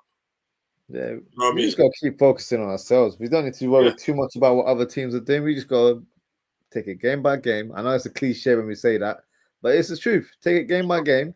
Make sure you're getting the points up on the board, and we'll see where we end up. And you know that is the key, consistency. And also in terms of performances, we're not going to be playing 10 out of 10 every game. So there's going to be games where we just need to scrape it through, get the 1-0, get the 2-0 win, and just take it over the line. And then a win's a win. So we're hitting that period now where after Christmas, Christmas is that crucial period as well. It's kind of make or break for a lot of teams. But once you've gone through that Christmas period, the games are going to be, coming thick and fast because you've got FA Cup in the full fixture list as well. Then you've got the Carabao Cup. Obviously, the Carabao Cup concludes in March, but then you've got the Champions League where you're playing two-legged affairs and all that sort of stuff. So it's a lot of games coming up in that second half of the season. Yeah, so as long as we keep it consistent, it'll be good, That's why I'm not too bothered about the League Cup. I'm not too bothered about it. It's win it. If we cut, listen, if Southampton knock us out, that's sort of like the League Cup. Fair enough. I wouldn't lose sleep over it. For me, I like the fact that we win the Carabao Cup because it's like a nice trophy to have in that early part because you get the trophy in March, right? And then it gives that good feel factor throughout the squad. So I think it's fine if we win it. If not, I'm not going to lose any sleep because for me, no, you're not, are you? No, it is where it is. Like, and it's one of those ones where, you know, if you had to choose, then that would be your least priority in terms of winning cups. So if you win it, I'm all for it, but I wouldn't, you know, be too disappointed in terms of not winning the cup. So the so way it is, football goes, the way football goes in England today, and you know, a lot of people might not agree with me with this, but the way football goes in England, you have to prioritize what is the best and what is the least best. Do you know what I mean? You have to prioritize yourself. Now, if that means that they're concentrating on the league and the Champions League, which would probably be the most prestigious ones to win, of course, well then so be it. If it means not concentrating as such on the League Cup and the FA Cup, so be it. Because the fact in the day, right, you cannot be spectacular in all 4 competitions, and you cannot win all 4 competitions. You know what I mean? yeah. It will take a miracle for you to win all 4 competitions. I just think really and truly, a lot of things have to go your way. Do you know what I mean? Yeah. Because even what people got to realize today is that when you do the Carabao Cup, and so you win it, it does take that bit of out of you. It takes a lot of energy out of you. Do you know what I mean? Yeah. And then you got to worry about your league, and if you're in Europe, you got to worry about Europe, and then now you got the FA Cup now. Yeah. You got to go through that now to the FA Cup, and still trying to concentrate on the league and the Champions League and the FA Cup. It's just too much to do. It's literally too much. So really and truly, Nate, I would rather this at the day, right? And you know, this is just my opinion, yeah. And I think it's a valid opinion, right? I think it's a valid opinion. I would rather Liverpool concentrate on the league and the Champions League, and just fair shot. And see what you can do in those other 2 competitions. Yeah, I definitely agree with you. But do you know what's funny about our squad? We actually have a lot of quality that even our second team can get the job done in the Carabao Cup and the FA Cup. So we don't even need to play our top guns. We can literally just rotate, play some of our second choice players plus some of the youngsters like Trey Nioni who's coming through, and they can do the business as well. So that's the quality, that's the level we're playing at. Where back in the day we might have had to do a bit of a mixed match where have some first team and then some squad players, but now it can literally just be a second 11, and it can be some squad players. I'm sorry, some youth players from our under 21s and all that sort of stuff, and we can still do the business. So I agree, the focus should be on the 2 big titles, but I still feel like we can get all. And I'm not saying we're going to win the quad, but I feel like we can definitely go through the final stage of those tournaments, and then luck plays a part in those kind of final entries as well. So you know, you never know. So no, you never know. I mean, I just think just like obviously when it comes to those 2 trophies, League Cup, just see what you can do. Do you know what I mean? 100%. But don't pin all your emphasis on it. Just see what you can do. Yeah, I agree. You know, if you come out with sort of like some good victories from your youth setup and that, because I'm not being funny, like those like cup games and stuff, those cup games, I will be concentrating on the youth, playing a lot of youth. I agree. And I see him doing that because he's like, people like Dan's trainer only, and that guy Rio something that we bought for you know what? He looks cold, you know. He does look cold, actually. We bought him from Chelsea and that, right? Yeah, you know what Chelsea have done? They've stopped us from scouting their youth players now. They've said no Liverpool scouts allowed. Didn't we get Rio Brewster from there as well, didn't we? Yeah, I think we got Solanke from there as well. Yeah, we got Rio Brewster from there, Solanke from there, and now we picked up this youth here as well. Remember the day, you know, like we got like a sell-on clause with Solanke, and we made something like 12 million out of it. Yeah, we got a good buck because he went for 60, so I think we got like 10 million for him. Yeah, so that's what they're saying, and they don't want us around there because you know what it is. We know what to do with their players, you see. Yes, we know what to do with youth players. We give them chances. That's the thing. Right, you know what to do with them. A lot of them Chelsea players are looking at Liverpool and wanting to come to like Liverpool because they know they're gonna get a chance. Yeah. They know at the day sort of like what's going to happen with Chelsea now, right? They get put on loan and just get forgotten about. Yeah, it's true. It's You know what I mean? Just get forgotten about. So, do you remember one time at the day that Chelsea had 40 players that they on loan? They probably have that right now. They've got a crazy amount of players out on loan. It's ridiculous. But they can't do it like they used to before. They got like 9 goalkeepers.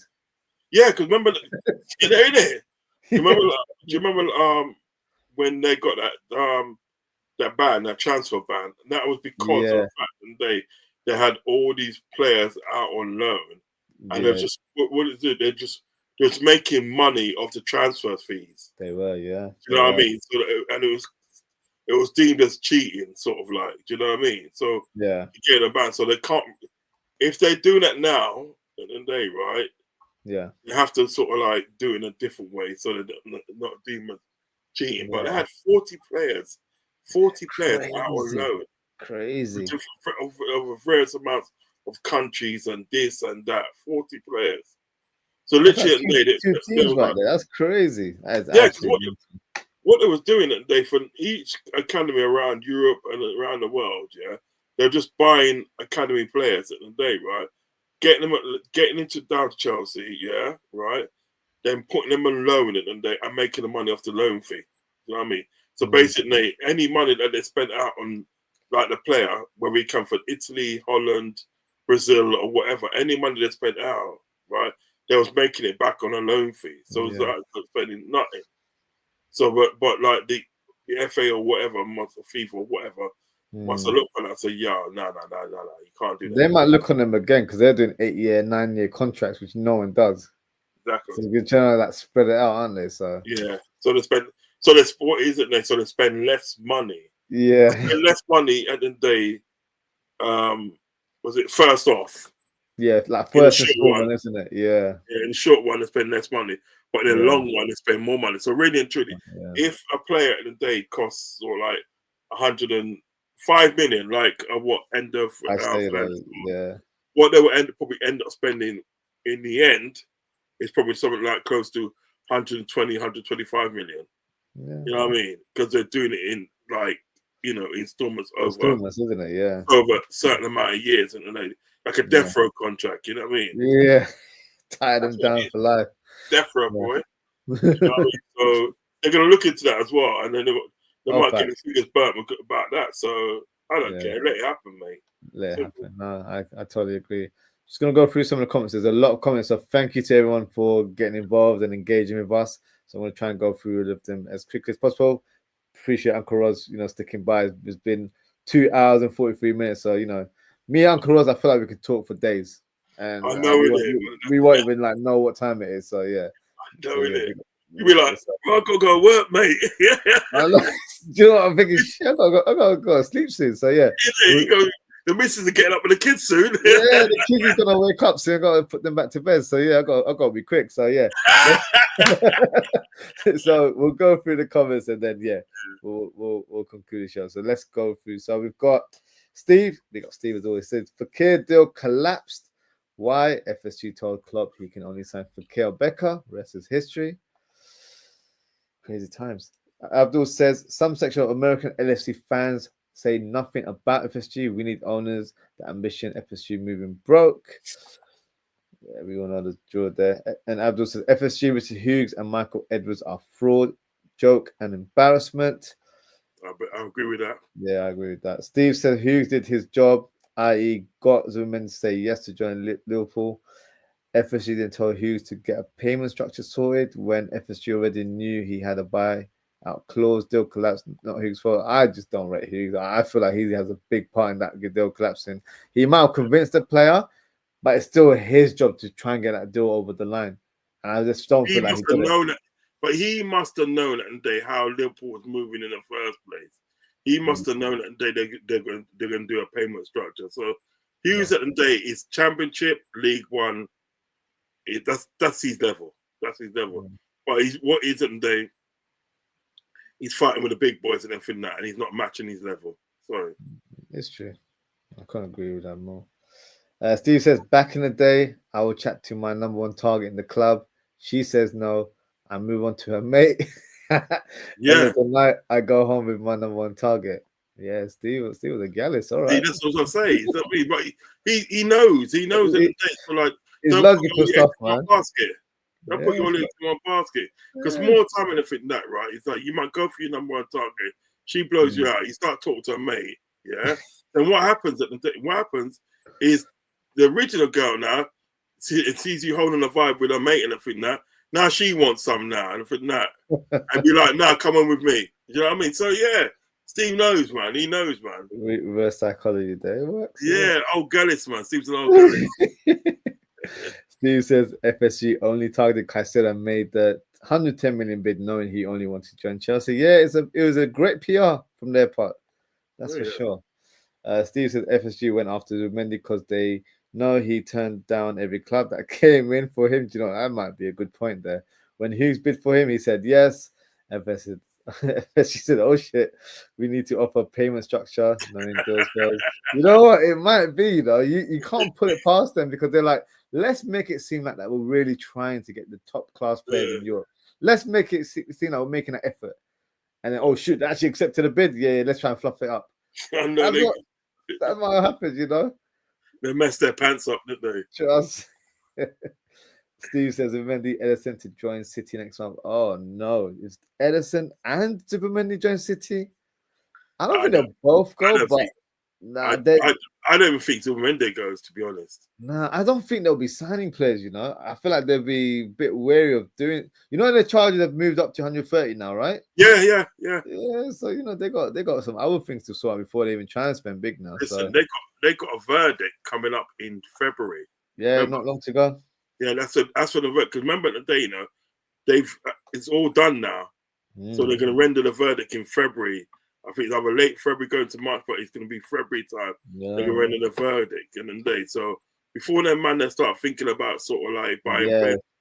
They better know what happened to them first, you know. I doubt they'll sign. I'll be very surprised if they signed anyone.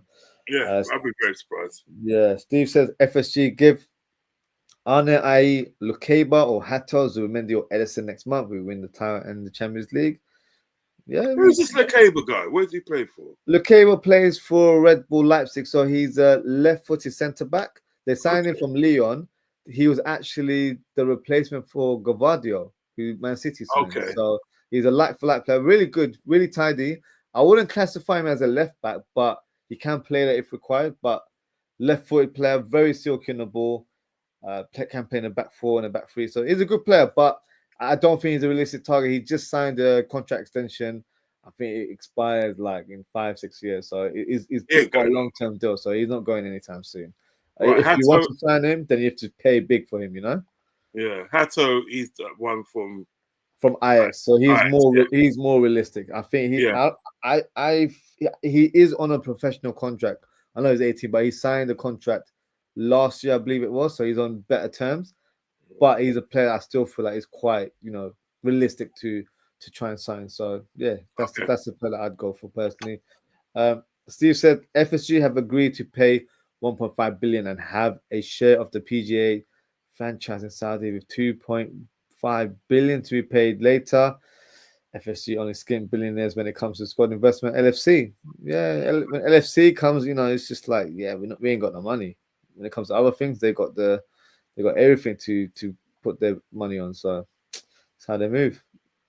Steve says, why can't FSG keep our best players, i.e. Torres, Suarez, Sterling, Coutinho, and now Trent Alexander-Arnold, Mac Konate to leave in 2026? I hope that's not the case. The news is that Konate should be signing a new contract soon. So I hope that's more a bit positive. Yeah, Mac, I know he said a few things recently saying that he wouldn't mind or he would love to play in Spain one day, but I feel like as fans we shouldn't really get too like upset about things like that. You know, he's South American. They always have aspirations to play in Spain. So if that happens, it is what it is, right? Like he's not saying he wants to do it now or in the next summer. Like you got to take it, you know, go relax. Don't take too much sort of like impetus on that comment. It doesn't mean he wants to leave now. It's just that maybe in the future he might go. So, you know, maybe when he's washed, then he can go to Spain. But he's still a Liverpool player and he's committed to the team as well. So I wouldn't be too concerned. I feel like fans just get a bit edgy when, you know, players come out with certain comments like that. So I think there's nothing to worry about. Steve says, Trent, BBD, Salah contract issues start and finish at FSG feet. Their contract extensions should have been done in the summer of 2022. Yeah, as I said. The FSG was smart. Yeah, it should be done a couple of years ago, I'll be honest with you. I think there was a lot of issues, I think, in the hierarchy where they got rid of sporting directors and they didn't really have someone in place to do that. I'm not saying that's an excuse, but that's something they should have addressed at that time, not last year when they got Michael Edwards and Richard Hughes. We didn't really have a proper sporting director for the last year. We had Schmatka, who came in on like a 6-month deal, then he bounced, and then we got Richard Hughes, who's for me just is a fraud altogether. So I just don't rate him at all. But yeah. Anyway, but it is. I still believe if it is FSG's fault, they should have done a lot more to tie down all 3 contracts. To leave them with the last 6 months is crazy, and I don't even think about losing any of them because I feel like that would just be 5 steps back for the club. Doesn't matter what we win this year, we're going backwards. So it needs to be addressed very, very soon. Steve says Van Dijk, Groundberg, Gakpo, and Arne to tap up Hato. Yeah, hopefully they do the job. We've got Hendo, former captain over there as well, so he can help us with that. Nick Fadley, big up Nick. He says Liverpool 4-1. Oh, big scoreline there. Love the confidence. I like that. Steve says Phil Jones. Now, is he a 40 pundit? Phil Jones? Yeah, probably is. Yeah. I don't even know that. Probably Ex-Man United player said, asked who is better, i.e. Rio or Van Dijk. Jones said Van Dijk. Respect Jones for being honest. Carol would have said Rio. Yeah, he would have. Fan. Yeah. You got to respect players when they are honest. But I do think Carragher would have. He probably would have just said another player's name. You know what Carragher's like? Always like just sways it somewhere else and just like, yeah, you didn't actually answer the question. So no surprise to Carragher there. Steve says Arne crashed it on his players in the interview after the CL game. That's fine. I'm happy for him to do that, but don't do it in front of the media. I know he didn't do it in that manner, but it just, I don't like it when he's too open. I feel like, you got to keep your cards to the chest sometimes. You don't need to let everyone know exactly what you're thinking because you might be a friendly person towards the media, but I don't want the media to take advantage of you in the future because when things aren't going well, they're not going to be respectful in those situations. So be careful what you say to the media as well. They can hold it against you. They will definitely. Of course, it always comes back to bite you. So yeah, gotta be careful what you communicate to the media. Steve says the game versus Girona was like a training session or preseason game, i.e., low tempo, playing in first gear, saving energy, no injuries, win ugly 1-0, job done. And I don't mind that. That is the type of games you do need, especially away from home where it's the first time we faced Girona, so we know what they're capable of in terms of what they did last season. This season, they're not the same outfit, but you never know. They could surprise us because they still have some decent players in the team. So it was the right approach to try and just get the win. That's all it counts.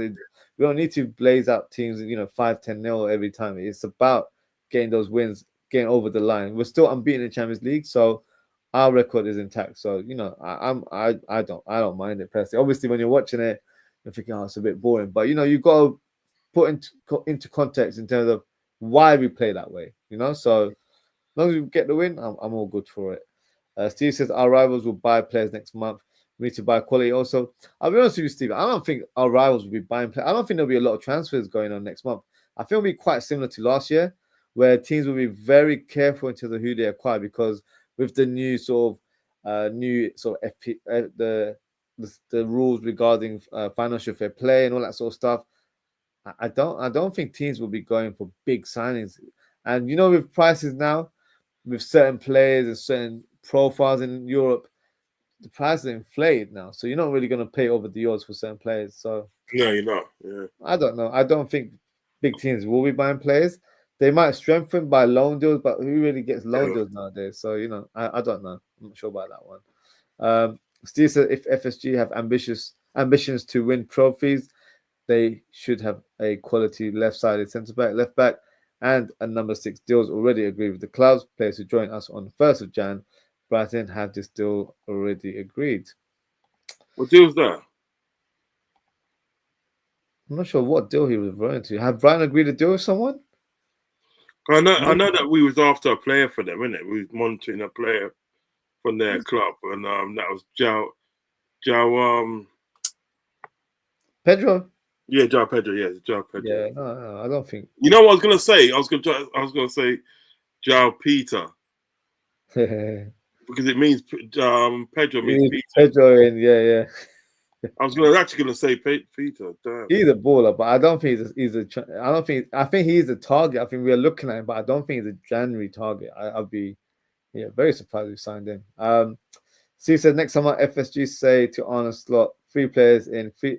So I think he was alluding to my question was earlier on. So he said in Lukeba, Zubimendi, Isak, and out Robbo, Nunes, and Jota. So the Nunes Jota, he's on a same wavelength of you there, Uncle Roz. So interesting stance there. Steve says I want to get rid of I want to get rid of Robbo because I think Robbo can add some experience to the next guy that's coming in. Guy comes in. I agree. I definitely agree on that one. Steve says offer Nunes Jota plus cash on top of Kudus Isak next month. Isak, I've already told you what I feel about Isak. I really like Isak. Kudus, I like Kudus, but I think maybe the coach, the West Ham coach, I feel like he's just not playing in the right position. He's played left wing at times. He hasn't really played right wing that much this season. Bowen's been playing in that position more so than not. So I like Kudus, but I think he'd cost an arm and a leg, though. He'd be expensive. But I do like him. He's a very good player. Yeah, but would it be worth the money that you pay for him, though? That's what I'm saying. Don't know. I don't think if we've got Salah, if we still have Salah, then I wouldn't go for Kudus.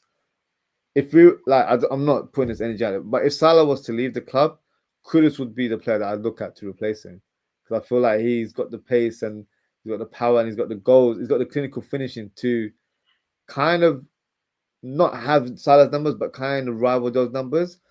But he'd cost a lot of money as well. But the thing is, if Salah goes, then we got no money to replace him as well, isn't it? So, I said to my brethren Solo, I said, if Salah goes in there, I'll go for Carl Palmer. I'll go for Carl Palmer. I'll go for him, babe. I wouldn't mind that at all. Yeah. Wouldn't mind that at all. Oh, happy sauce. Steve says, Dream 2025 summer window, i.e. out Kelleher because he wants to leave, which is fair. Robbo. Yeah, Steve's not a big Robbo fan. I big up Steve. He comes on my watch alongs. He just does not like Robbo. So big up to Steve. Is he? He's not his biggest fan, no, not at all. Then you've got Endo, Nunes, Jota. In, you've got Mamadashvili. You've got Lukeba, Hato, Zubimendi, Isak. 5 out, 5 in. You win the quad. He likes the caber, doesn't he? Yeah, he likes the caber, yeah. He likes the caber. He's feeling the caber, boy. Yeah. Steve says best midfield trio, Mash, Shabby, and Stevie G. Yeah, man. How you mean that? Best combo, man. I'm telling you. Oh, mate, those days were nice, man. I know. Next season, Dream 11. Okay, so this is Steve's Dream 11. Ali, Trent, Konate, VVD, my guy Hato, Zubimendi, Ryan Gravenberch, Mo, McAllister, Gakpo, and Isak. So where's Diaz? No Diaz? Or is he on the bench? Yeah, probably benched him. Steve says Lucas Leiva, shocking player. I wouldn't say he's a shocking player. I just feel like he came with high expectations because he won like a trophy, like player of the year at Brazil. So they gave him like a golden ball, sorry. That was a trophy that he got.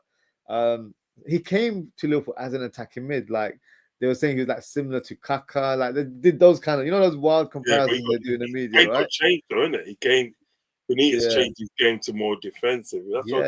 That's what I'm trying to say. It's like, and he did the job well. You know what I mean? He did the job well. I don't think it was shocking. I just think at the day, if he was able to play the role that he played in Brazil, then you will see the real true Lucas Leiva. Yeah. But the games is probably different from Brazil and European football. So his skill set would have probably, the coaches probably would have just thought he suits that more centre mid or defensive mid role where he's good technically on the ball. First touch is good passing range. So maybe he was just analysed as he's probably better fit than attacking mid. Where plus we had Gerrard at the time, so you're not displacing Gerrard, are you? So if he didn't change well, he probably wouldn't have got much game time anyway. So So they end up helping his career more than anything else. Steve says FSG propaganda machine doing over the time now. They are linking LFC to Davis. Yeah, I saw that earlier on this I know. Make sense there. I like Davis, but yeah, he's not the right fit. He's not coming. He'll go Real Madrid for anything. He's going Real Madrid. That's their type of signing. Game on the free, isn't it? So yeah, that's got Real Madrid sign written all over it. Steve said Fulham is a banana skin. They play good footy. I think, yeah, they do play good footy. I don't think we can expect to just walk in and get the 3 points. We've got to make sure we're tactically astute against Fulham. But Steve says, I think we'll win 3-0, so big up Steve there. Steve said, problem with Fulham is we don't know if Prime Barca turn up or Bozo Everton turn up. Fulham hot and cold. Yeah, they are hot and cold, to be fair. They are. That's what they are. Ross alluded to earlier on. Steve says, Fulham will play counter-attack and use pace on the wings, i.e. Adama, Robbie, Wilson, he means there. So, yeah, Wilson will probably be more of an impact sub, and he gets goals as well when he comes on. So, yeah. That's an ex-player of ours, isn't it? Ex-player, yeah, Wilson, yeah, he is. You're right. Steve said LeBron James getting arrested for similar crimes to Puffy and Jay-Z. FSG under pressure now. Bloody hell, yeah. Boy. I don't want to talk about them things. That's going to close the channel. So, yeah, we'll leave it at that. Steve says, Sunday we find out who is the shittest Manchester team in Manchester. Yeah, Man City. It's derby, innit? It's a derby on Sunday, isn't it? Yeah, it's a Sunday. Yeah. That's going to be interesting. Yeah, Man City are in the mud. They are. I'm loving it. I'm not gonna lie. But they're in the mud. I don't even feel any sympathy. Pep going through all kinds of excuses, playing victim in post-match interviews. Yeah, leave it out. You know. I ain't got a sympathy for you, fella. No, trust me. Ravi says, "Big up, lad. Respect. Yo, big up yourself, Ravi. Appreciate you tuning in." He says, "Question: in some games versus certain teams, we look like we are playing slow past the parcel with the build-up playing possession. How do we move a little more quicker with the ball?" I think that's purposely done. I think there's certain games where Arnold's like, we don't need to use a lot of our energy. Let's reserve it. Let's play a more slower game, because if we're playing slowly, then it's going to make the other team not go too quick. If that makes sense, they'll probably have to adapt to our tactics because we've set the tone. So if we're going all guns blazing, then that's gonna leave spaces, and then they'll exploit us. So there's some games where you don't really need to play that, especially games away from home where teams know what Liverpool possess in terms of quality, so they're always gonna have a low block. So they're not going to go all guns blazing. If they do, it'll probably be for like the opening 10 minutes, and then they'll sharp shot and try and make sure that they don't really get anything out of us from there onwards. For Liverpool, it's about patient build up.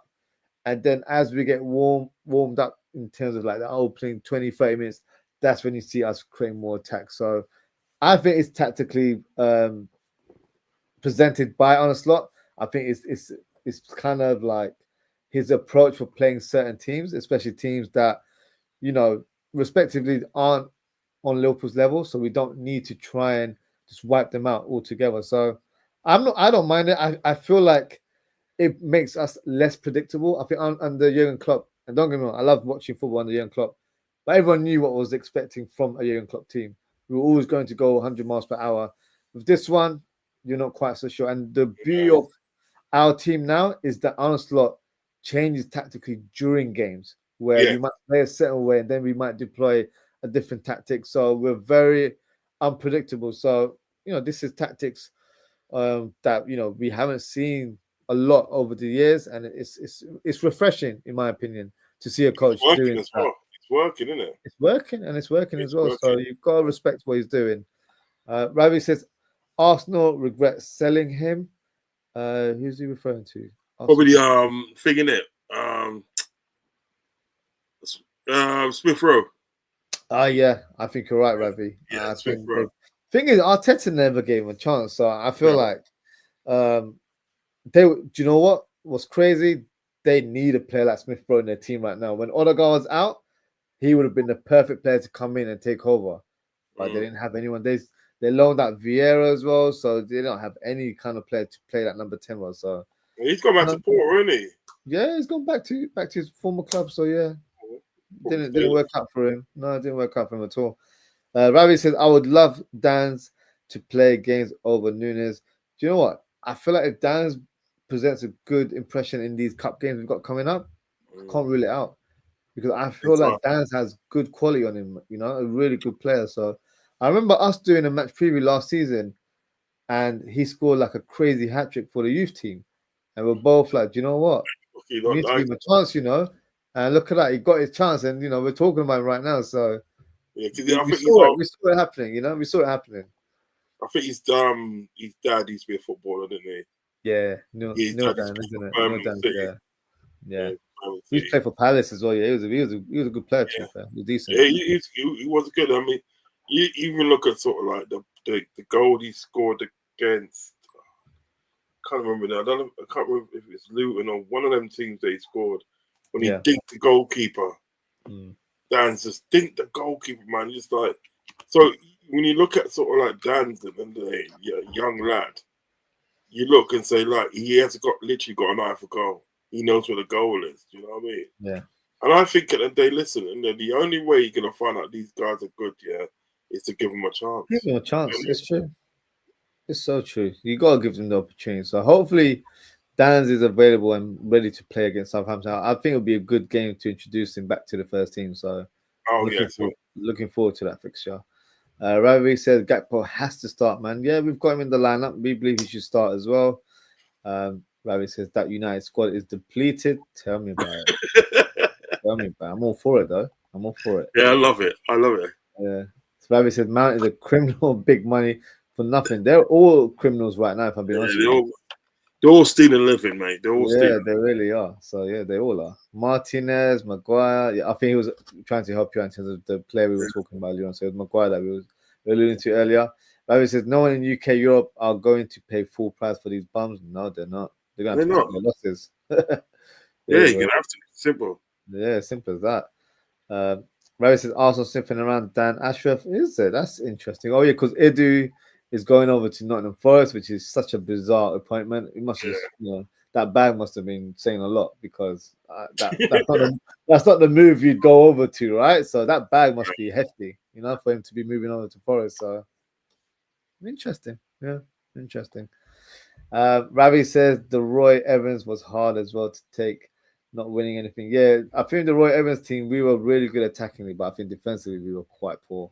So we just weren't able to. The only thing we won on the Roy Evans was a League Cup, That's it. I think so. Yeah, I think so. Against Bolton, remember? Yeah. It's a shame. Philip, big up Philip, says big up Ozzie, and Roz, big up Philip as always. Appreciate your comment, appreciate you tuning in. Ravi says, big up, smash the like and subscribe. Yes, please do, guys. Ravi's question is, I had a question in the chat. Just would like to hear both your thoughts, please. Cheers. Yep, I think we probably produce it down. So we'll read it very shortly. Philip says, great if we win the Carabao Cup, but I wouldn't be disappointed if we didn't win it. That's what me and Uncle Rod said earlier on.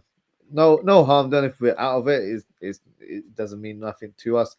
But yeah, I do agree. It's a nice one if we win it. If not, no big deal. Ravi says, we do have to strengthen in Jan if we want to go all the way, like Craig David in the Prem and UCL. And the question thoughts on our midfield, who starts when fit and who misses out. So we already mentioned our midfield here. So we've got Granberg, Jones, McAllister. Oh, sorry. So both that McAllister probably would have been selected, but obviously if he was suspended. Yeah, if he was suspended, he's definitely in there. You know what I mean? I agree. You know what I could probably see? Sort of like the three. Yeah. Because I think, supposedly I would be classed as a midfielder. It's just that he's further ahead. Like attacking midfielder. Yeah. The three would be, if circumstances preceded us, would be Gravenberch, McAllister, and Jones. Because he's liking Jones in that 10, Yeah, Jones is doing bits in that position as well. Yeah, Jones has been great this season. Both roles. I really like him in the double pivot. I feel like he has a lot of control in that position. Yes. And his passing range is very good from deeper roles. So he's doing his thing, man. Steve says back in the also I chat to I think he's referring back to his analogy earlier on. I chat to my number one target. I chat to a mate and there was both night girls coming home. Don't hate the player, hate the game. Pick up yourself, Steve. I hear you, G. I hear you, fam. Steve says Matt Canate to join Trent in Madrid 2026. Wow, I hope not, Steve. Let's not put that energy out there, please. We don't need that. We don't need that. Steve says, got to go, lads. Paper round to do now. Great show again. Great guest, Ozzie. Big up yourself, Steve, for tuning in. Thank you for your comments as always. And Ravi says, yes, Ozzie, Hughes, Edwards need to pull their finger out their arse and all and get the proper business done. A club like Liverpool, we shouldn't be messing about. Totally agree, Ravi. Totally agree with you. Steve says, Ange just crashed it on Werner. Is it? In his interview today? I might have to check that out. Ange is feeling the pressure, you know? He's feeling the pressure. Ravi says, Levi is just a bored fraud that will never change. Yeah, he's all about his paper, man. He don't care about anything else. He's all about his money. Question with Jota, do we keep him even though he struggles to keep fit? For me, it's a tough one because he is good on the day, but then is it worth it with an injured player, if that makes sense? No, it makes perfect sense, Ravi, and we touched on it earlier on. Uncle Oz was adamant to say he would sell Jota just because of, if you're not available for certain games, you're no use in terms of our long-term goal of winning trophies. So yeah, I think it's an opinion that a lot of people share. Let's see what happens, because I do like him, but I feel like if we were to keep him, my opinion would be that we keep him, but he's not number one choice, and he's just managed a bit better. But by me saying managing him, he can still pick up injuries in training, so there's no guarantee, right? So you've got to weigh it up, but all I know is we need to upgrade in that central striking role. We need a new striker. That is for sure. That is not a debate, in my opinion. Steve says, oh, so this is what he's learning. So Brighton have agreed to sign Diego Gomez from MLS. He joins them on 1st of Jan. Okay, fine. I'm not too familiar with Diego Gomez, but I'll definitely check him out. So that was the deal he was mentioning earlier on, saying that Brighton have got one already in the bag. So yeah, Brighton. What Brighton do? They get these cheap unknown players, make them into ballers, and then sell them on for a profit. Yeah, they know what they're doing, and they exploit the American market. North America, South America, they know there's gems there. So don't know why Liverpool don't do it, but hey, we'll create another show doing that now. We'll probably end up. Yeah. It'll probably be Sunday by the time we stop talking about it. So yeah, let's move on. So Ravi said, "Who's the winger for Napoli would be a good replacement for Salah?" Are you talking about? Huh? Is it Gavaskhelia, the left winger? Something like that. I know he's talking about that. Yeah. He wouldn't be a replacement for Salah because they play in different positions. He's more of a left winger, so I wouldn't regard him as a Salah replacement. Who is a Salah replacement? There's not many out there in world football, to be honest with you. So it's a difficult one. The only person that I would say that I fancy as being a replacement would be Carl Palmer. I'd love Carl Palmer. Yeah, I think he'd be good. I like Kudus in that position as well, because I feel like he's very direct, very quick, and like he can score. He's got a good shot on him as well. But he's very temperamental.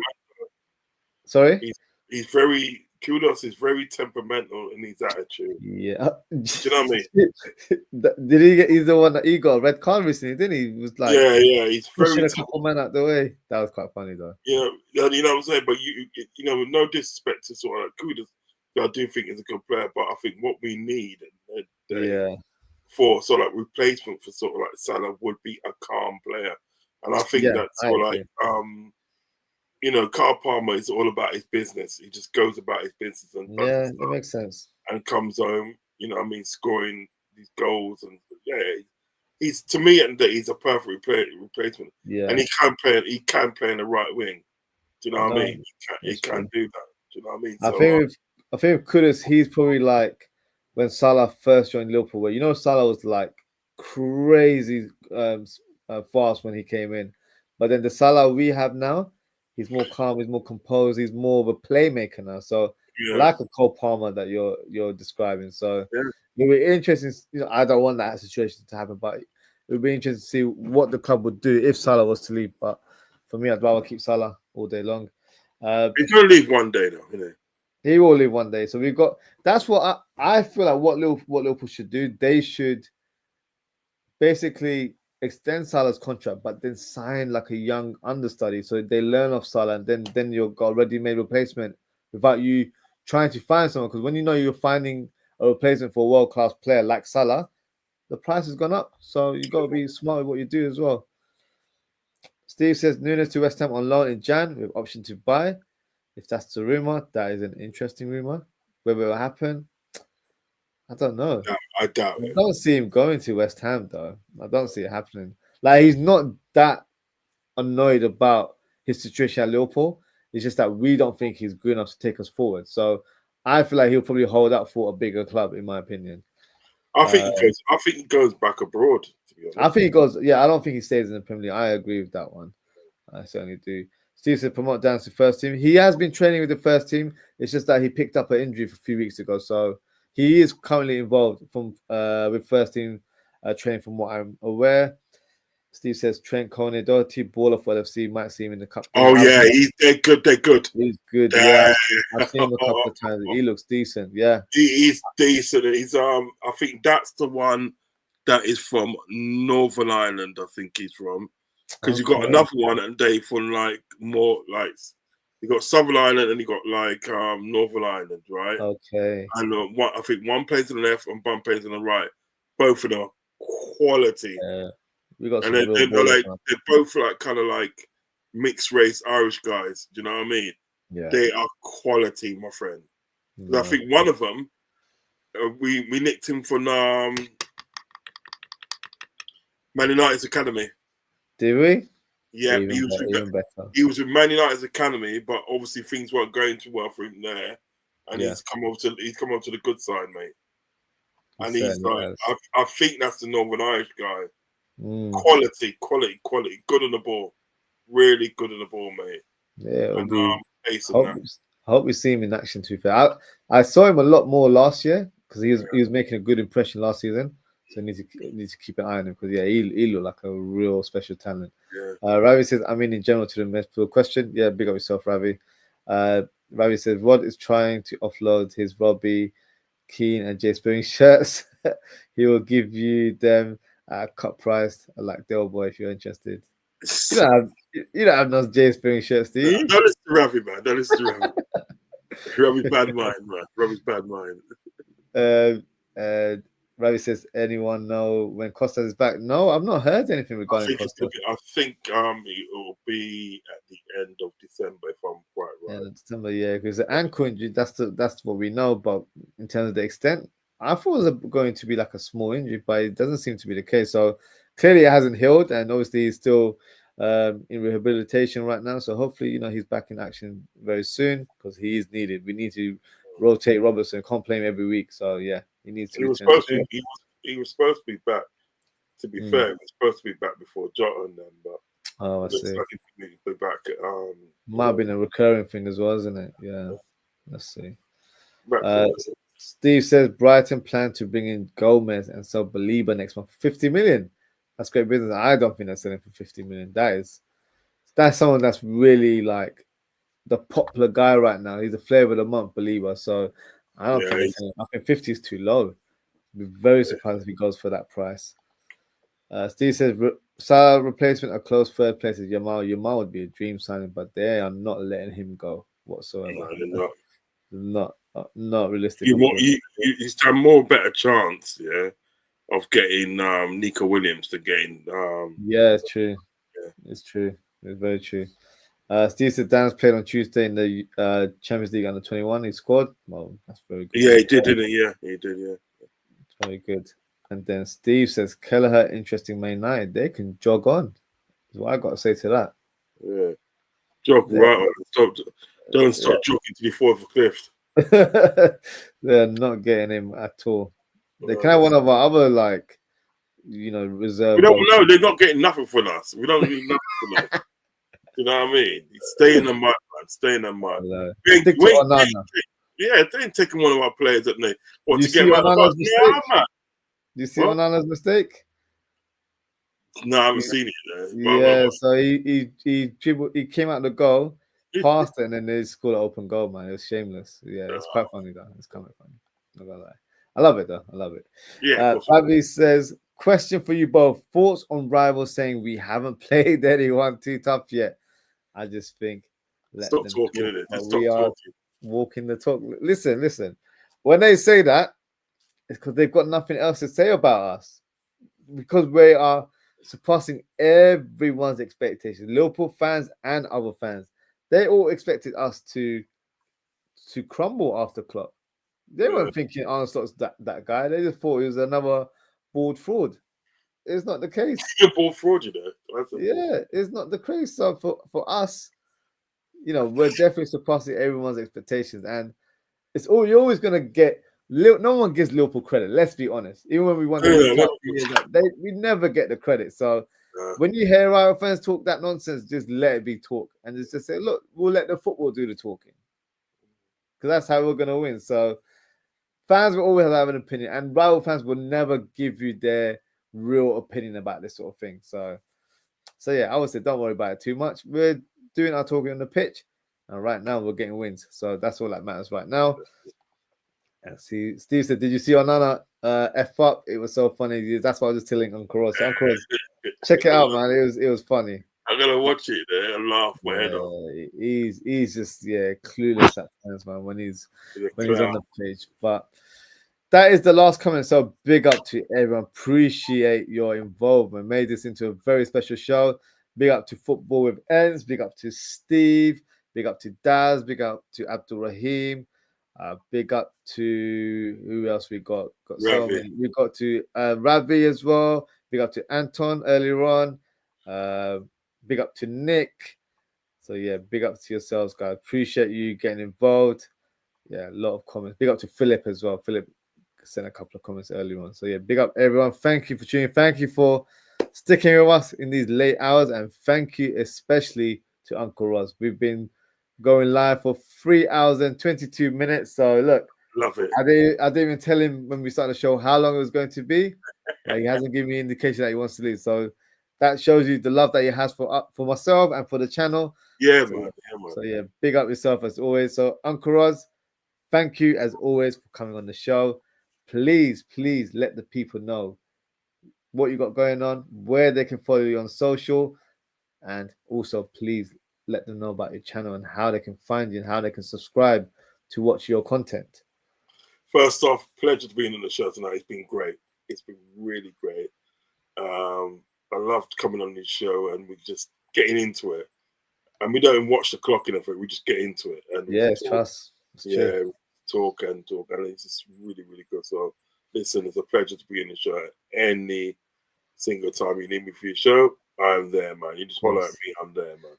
You know what I mean? Because we're just supporting each other. Do you know what I mean? So listen, you can find me on Uncle Rod's. That's on YouTube. I've got a show coming up tomorrow. I'm going to do a review. I'll probably do it at 11 o'clock tomorrow night. A review for the game, which is on the next day. Then the next day, I shall be doing a watch along. You know what I mean? Watch along for the game. That should probably start at 2:45. And then on Sunday night, I'm going to do a watch along for a Barcelona game. I'm going to start adding some La Liga games, do you know what I mean, to my channel and stuff. So it could be any team. I'm not going to specifically be sort of like, Barcelona, Real Madrid, or Atletico Madrid all the time. It's not going to be that all the time.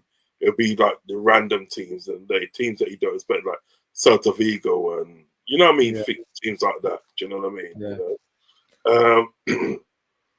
Spoiler alert, it's actually very cheap to go and watch a sort of like a Celta Vigo game, to get tickets. Get off the website. But yeah, it's very cheap. Off the website, it's very cheap. Do you know what I mean? I saw one ticket. Can't remember who was playing, but it was playing one team. I don't know if it was via Delete or one of them teams there, but it's something 35 euros. Whoa, that's peanuts. And then obviously the flight out there is, if you go by Ryanair, which flies directly to Vigo. Do you know what I mean? It's like it could have cost something like £16 to get there and about 40 quid to get back. That's not bad. Which ain't shit. You know what I mean? So I'm gonna be employing some La Liga games on my channel. So the first one's coming up. It's gonna be the Barcelona game Sunday, 8 o'clock kickoff. So I'll probably be on there about 7:45, 7:40, something like that. Do you know what I mean? So lots to come up, and you can catch me on Instagram. I'm on Instagram, Anfield Uncle Rods, and I'm also on Twitter, Anfield Uncle Rods. So I'm about doing my stuff, talking about sort of like Liverpool Football Club, you know what I mean, and football in general, doing the things I love, you know what I mean. I just love talking about this stuff and you know what I mean, and connecting with people that share the same passion as what I do. Do you understand what I'm saying? Thanks. Do you know what I mean? So yeah, it's all going. And listen, and you got this wonderful channel as well that does a lot of great stuff. I'm always in and around there in the chat and this and that. So yeah, what's going on and this and that. But you got this wonderful channel doing stuff. And a lot of great Liverpool content like Solo P1, which is now different. It's called different now. It's like Keep It Sports, and it's like Solo P1 and Total Hammer. They collaborate together. Good guys. Love those guys to pieces. You know what I mean? So listen, there's a lot of us out here doing Liverpool content. Do you know what I mean? So you guys they got no excuse at the day to sort of like drop in and listen to sort of like things about the club that you love. Do you know what I mean? There's always going to be somebody doing content on Liverpool. Do you know what I mean? We're part of a community, and we're just bringing the love out to you guys. Yeah. So yeah. Again, thanks for letting me come on the show. It's been a pleasure, and I've enjoyed every single minute of the show. Big up as always, Uncle. No, appreciate your time. Appreciate you coming on. And yeah, we'll definitely be doing more shows together this season. Obviously, a lot of games coming up. We'll definitely try and get you on the channel. So yeah, big up yourself as always. Just gonna got some comments. I'm just gonna quickly go through them, try and whiz it through as quick as we can. Yeah. Steve says, why are rival fans talking more about FC than their own clubs? Yeah, we're gigantic. That's why we're doing it right now. That's why we're the talk of the town. And then Ravi said, if you Arsenal Chelsea win, Arteta has to pack his bags and leave the country. Yeah, why not? He's read the comment there. And Steve says this show went to a penalty shootout. It certainly did. Ravi said, big show respect. Big up yourself, Ravi. Steve says, don't need to watch the clock. You are the time. I like that pun there. Big up yourself. Yeah. Steve says, Uncle Roz, you're doing watch along on the other games. Good. You got the fire stick also. LOL. we won't reveal how we find our sources, but yeah. Yeah, you know those ones, innit? Keep that little hush, you know? Yeah, you know what I mean? Ravi says, only the pen that rips you off for a game. Yeah, they're always ripping us off. And Uncle Roz looks like Arne with a tan. Oh, yeah, because I've got the bald head in it. Yeah. Ravi said, Roz, make sure you sell them shirts. Yeah. I would say Arlie's better looking than me, so. Yeah. He looks like, you know what, Arlie, when you look at Arlie's stock, right? He looks, you know, he's a sort of gal at the day, that sort of man at the day that, you know, back in the day he used to get gal. Probably did, you know. He used to catch gal in the back smooth, of the day. He's smooth and he's a smooth talker, so, you know. Yeah, smooth talker. The way he looks in the day, you know, he's that guy, so, you can turn on the charm, man. You see, the Dutch people not easy, you know. He's a gallus like Steve, isn't it? So, yeah, he probably was, you know. Probably was, so. But yeah, man. Big up everyone for tuning in. Thank you so much for the comments. As always, guys, take care, stay safe, and we'll be back again probably this weekend, hopefully. So goodbye. Peace.